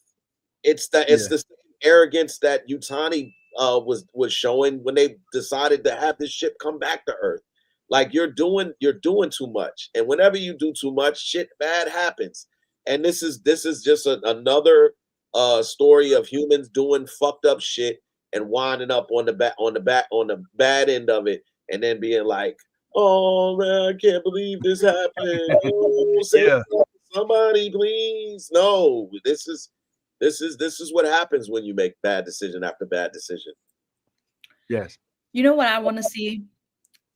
How the fuck did they capture all of these species? We didn't get to see any of that. You know what I'm saying? And like, remember, like at the beginning, you know what I'm saying? They were like, oh, there was so much bloodshed and like we lost so many people getting these specimens. That's why they were so important to bring back and why Yutani was so like adamant about like whatever the case may be, the species are more important than the human lives. Yeah, yo, that could be a whole show in itself. Yes, I would watch that. And it don't even have to be live action. You could give me an animated version of how they got all these species. Think of how they're like foraging through, and then like they figure out that like acid is the blood, and like just all kinds of shit could just like go wrong. You know what I'm saying? Like, oh man, I just see it now. Like they're walking through some synthetic, some hybrid, some humans. Then all of a sudden they see the egg, and then the egg pops out, and then but it doesn't get the synthetic ones. You know what I'm saying? And then they're like, how the fuck? Why did it only attack us? And you know what I'm saying? Then they find out that like it burst out through the chest, and you see what I'm saying? Like there's just so many layers of how cool this could be. I really, really hope that they dive into them capturing the fucking creatures, because they have so many. Like the ship is covered with them. They're in those containers. Right. How the fuck did they get a grown-ass xenomorph in that fucking container? Like, please tell me this. I know that the Morrow dude, he electrocuted it and like put it in the cage, right? Yeah, in that weird like whatever the fuck that thing was, but I just have so many questions, and I want to see, you know what I'm saying, like how all these creatures, like they figured out like electricity was gonna, neuralize them, and just there's just so many things that I'm curious about. I think. Yeah, well, it's good stuff. What's up, Ty? I just was gonna say that we kind of have seen something, similar to exactly what you're talking about in Prometheus, when they basically and not just Prometheus, but I think in all of these alien shows, most of these explorations are scientific explorations, right? And so anytime that they encounter a new species, they get data on it and do everything that's why Kirsch accessed the computer systems to see all of the data that had been acquired in regards to all of the different species that they were able to run tests and all of this kind of stuff on. But I'm with you, Yaz. I would love to see maybe another version of Prometheus where they go and they show the scientific studies that were going on, how they watched the creatures and yeah, because they had that whole encyclopedia of like documented on them. How the fuck did they get that? It's not like you could just there's what I'm saying, I met a new species, what I'm saying, you have to study it, and they had 65 years to get it from fucking Earth or from wherever they picked it up from back to Earth, you know what I'm saying? And like in the last year or whatever is when shit went haywire. So, you know what I'm saying? Like there's just so much things I think that this show in depth wise could like show us. Like there could be another, counter series, or we could have, Alien Earth Journey, you know what I'm saying? Like, Journey to Alien, or like just something like that, because there's so many fucking species, and how the fuck did you capture them? One, realize how they can harm you. Two, and then like, you see what I'm saying? There's so many details in this show that they're bringing out that we've never seen them in any other show, especially with the different species. So I have so many questions about like how the fuck did they get them, and how they figure out those containers were gonna hold them. You see what I'm saying? Like, oh wow, that's a good one too. I in my head I'm like, yo, I'm still trying to kind of figure out where Alien Earth fits on the timeline along with Sigourney Weaver's Alien movie. Mm-hmm. My suspicion was that this was a prequel. But what you're describing sounds like a prequel of this prequel, and I'm here for it. And I could even see like some alien bounty hunter badass group that gets paid billions upon billions of dollars to go sleep in a cryo chamber and then come out and then bring us these aliens because a guy like the Prodigy just wants to have that money. I could see it. I'm here for that type of storyline. Like think about Mission Space with like Marines, like Space Marines, you know what I'm saying, to go capture, the alien creatures and figure out what can hold them, you know what I'm saying, and like how they can be held. Like there's just so many things in detail with this series that they could dive into, I think. Agreed. Explaining things definitely works. There's a scene right here that I think we all saw that I'm curious to see. The Fly, when it did end up killing Toodles, I guess there's some background info on it. Let's listen in and hear what they said. We have a creature called the Fly that, like a fly, digests its food on the outside. And so it vomits a kind of acid and then slurps up what's left of you And you know what's special about this creature is that what it eats on its own planet is metals, alloys, minerals. These flies don't really hurt organic beings like humans. The fly lives off minerals. It's a bit of an issue for us in our tech lab that is basically made of metal. It's not necessarily a threat to humanity, but if you're a synthetic creature like the hybrids, now you're a meal.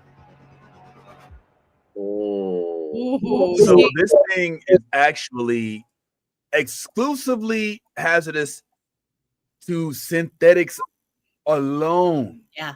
Anything that's metal related, anything that's created with metal alone. So like an alloys, and that in itself, that's what I'm saying. Like these species have got so much in depth of like what they do and don't eat, what they do and don't harm. You see what I'm saying from this series? There's so many questions that go into depth of just like, you know, why is the fly eating the, you know what I'm saying, like all the metal, you know what I mean? And like, but the xenomorphs only go after the humans. You see what I'm saying? Like there's just so many like the technology and why the species does what it does. I think that is something that's very interesting, and I think that we should definitely expound on that, because I mean there's just so many different reasons why, like the plant, for example. They feed that thing fucking meat. That the plant, they fed it meat. He had a fucking tray of steaks feeding the plant, okay?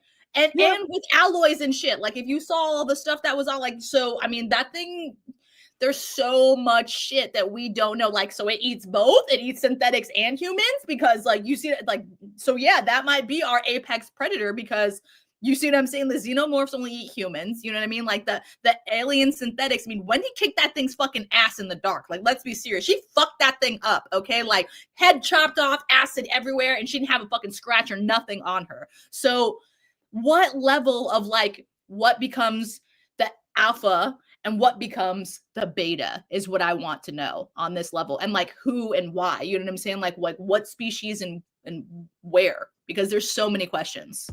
Yes, the xenomorph actually killed Wendy. When she did cut his head off, but she also died. And remember, they had to resurrect her at the place. Like she was like, remember they had to take her back because she was all of the whatever that stuff, that white blood that they have or whatever was coming out of her. Like, yeah, Wendy. Oh yeah. But I'm just saying, like. No, but she did. You're right. She did kill that bitch. She murked that thing in the dark, dude. Like, let's be serious. Did absolutely. And they're kids, so imagine Kirsch or Morrow. You see what I'm saying? Like, no wonder why they're not like Morrow is just like walking around like, oh, I gotta go get the xenomorph and bag him back up and put him back in his kit. You know what I'm saying? Like he's not scared of it. He's like, oh shit. Well, you're gonna die. You're human. Sorry, goodbye. You know what I'm saying? Like he knew all that shit when he was on the ship with them, and that's why he let the captain die, basically, because he's like, sorry, mother, I need the cockpit, the escape cockpit. And then like, yeah, and that in itself too is like, how did he survive inside of the ship with the xenomorph trying to break into there? Like, there's you know what I'm saying? And then it just like pops open and he's like fully fine. This show has so many questions to it, and I think like I'm getting too scientifical with it, and I think that's why I'm enjoying watching it more than it's scaring the shit out of me. I'm glad to hear that. Yes, I'm glad to hear that. And there are a whole bunch more questions to ponder on and pontificate on, which we will do as the show continues. What episode is it on? I think it's on 4, 5. No, it's like we got episode 6. Yeah, episode 4, episode 5. I don't know, but I know that it's not at the end. Yeah, episode 6 was The Fly. So we still have much to discuss about this. We still don't know whether or not they're going to make it off the island. If the brothers now going to make some massive, Jurassic Park, Dennis Nedry type of escape over there, blah, blah. Yeah, 2 episodes left. There's okay. 8 in the series, so we have 1 and then the season finale. So, I mean, they better start wrapping shit up, because right now everything's kind of everywhere, and I'm on a fucking roller coaster of like, oh shit, we are all going to die. Yeah, and also, Ty, you've seen all the movies. Real quick, like, yes or no? Is there a bigger alien that is in the movies? Have you met like a apex predator alien? Bigger. Prometheus is the only all of the alien movies were based off of xenomorphs. Yeah. So, So the Prometheus movie, you saw the people that created the that's the one with Idris Elba. No. Prometheus doesn't have Idris Elba. That's how long it has the guy who played Magneto in First Class. Yeah. James McAvoy. Oh, okay. Michael Fassbender. Yeah, Michael Fassbender. Okay, I remember. Okay, all right. Okay, so to your point with that, the last resurrection, I think it was, when that girl birthed the fucking xenomorph Prometheus baby, that is the biggest I've seen out of all of the alien species. Remember when she like actually birthed like a human fucking alien baby? They mixed the DNA. They made a hybrid. They mixed the DNA of the people who made the xenomorphs and the xenomorphs. So it was supposed to be like a so-called perfect thing or whatever. But that was stupid because it was supposed to be perfect, but then you kill it. Like, come on, get out of it. Like, I didn't like. Some people like that movie. I didn't like. I didn't like it. It was talking about Alien Romulus. Romulus, that's the one. Okay, Romulus. Okay, well, I for one still am holding on to my bet that this dude right here is a good guy. I just get the strong feeling. Okay, I didn't know. So I didn't remember Idris. Hey, okay, tight out. Look at your boy. Look, man, movie trivia is what I do. You know what I'm saying? I know my shit, and I don't even remember much of the movie. But anyway, the point is, there's plenty more episodes for us to discuss with Alien Earth. So tune back on in, check our channel, and make sure y'all stay locked in with us. We're gonna go ahead and peel up out of here for today. It's been a good, long, extended version of the show. Started a little serious, ended a little fun. You know what we didn't get to talk about, which maybe we'll talk about next week, was the Star Trek finale. We didn't talk about it at length, frankly, because I hate to say it. But the finale didn't give like the rest of the season did. But I still recommend that show to anybody. And also, we will continue to speak about Peacemaker in the upcoming week, as that's still a show that we're following. And anything else that pops up, we will be sure to make sure we keep y'all in mind. I really appreciate each and every last one of y'all, especially you, Ty, especially you, Yaz, for pulling up. Yazzy's back, y'all. Yazzy's been here so long. So we get to chat. Thanks to those who pulled up as well earlier. Shout out to Ant, who's not here. Shout out to Kira, who wasn't here. Nolly and Bree did pull up as well earlier. And each and every last one of y'all in the comment section, I want to say thank you for pulling up. And we really appreciate you. I would name you all by name, but you know who you are. I did see that Melody, I almost called her Melody, Harmony had a comment about being in I didn't know you were in Manhattan. Do you drive to Manhattan every day? We got to talk about that. Pull up next week. We're going to ask you more about this because we got a link up coming up pretty soon.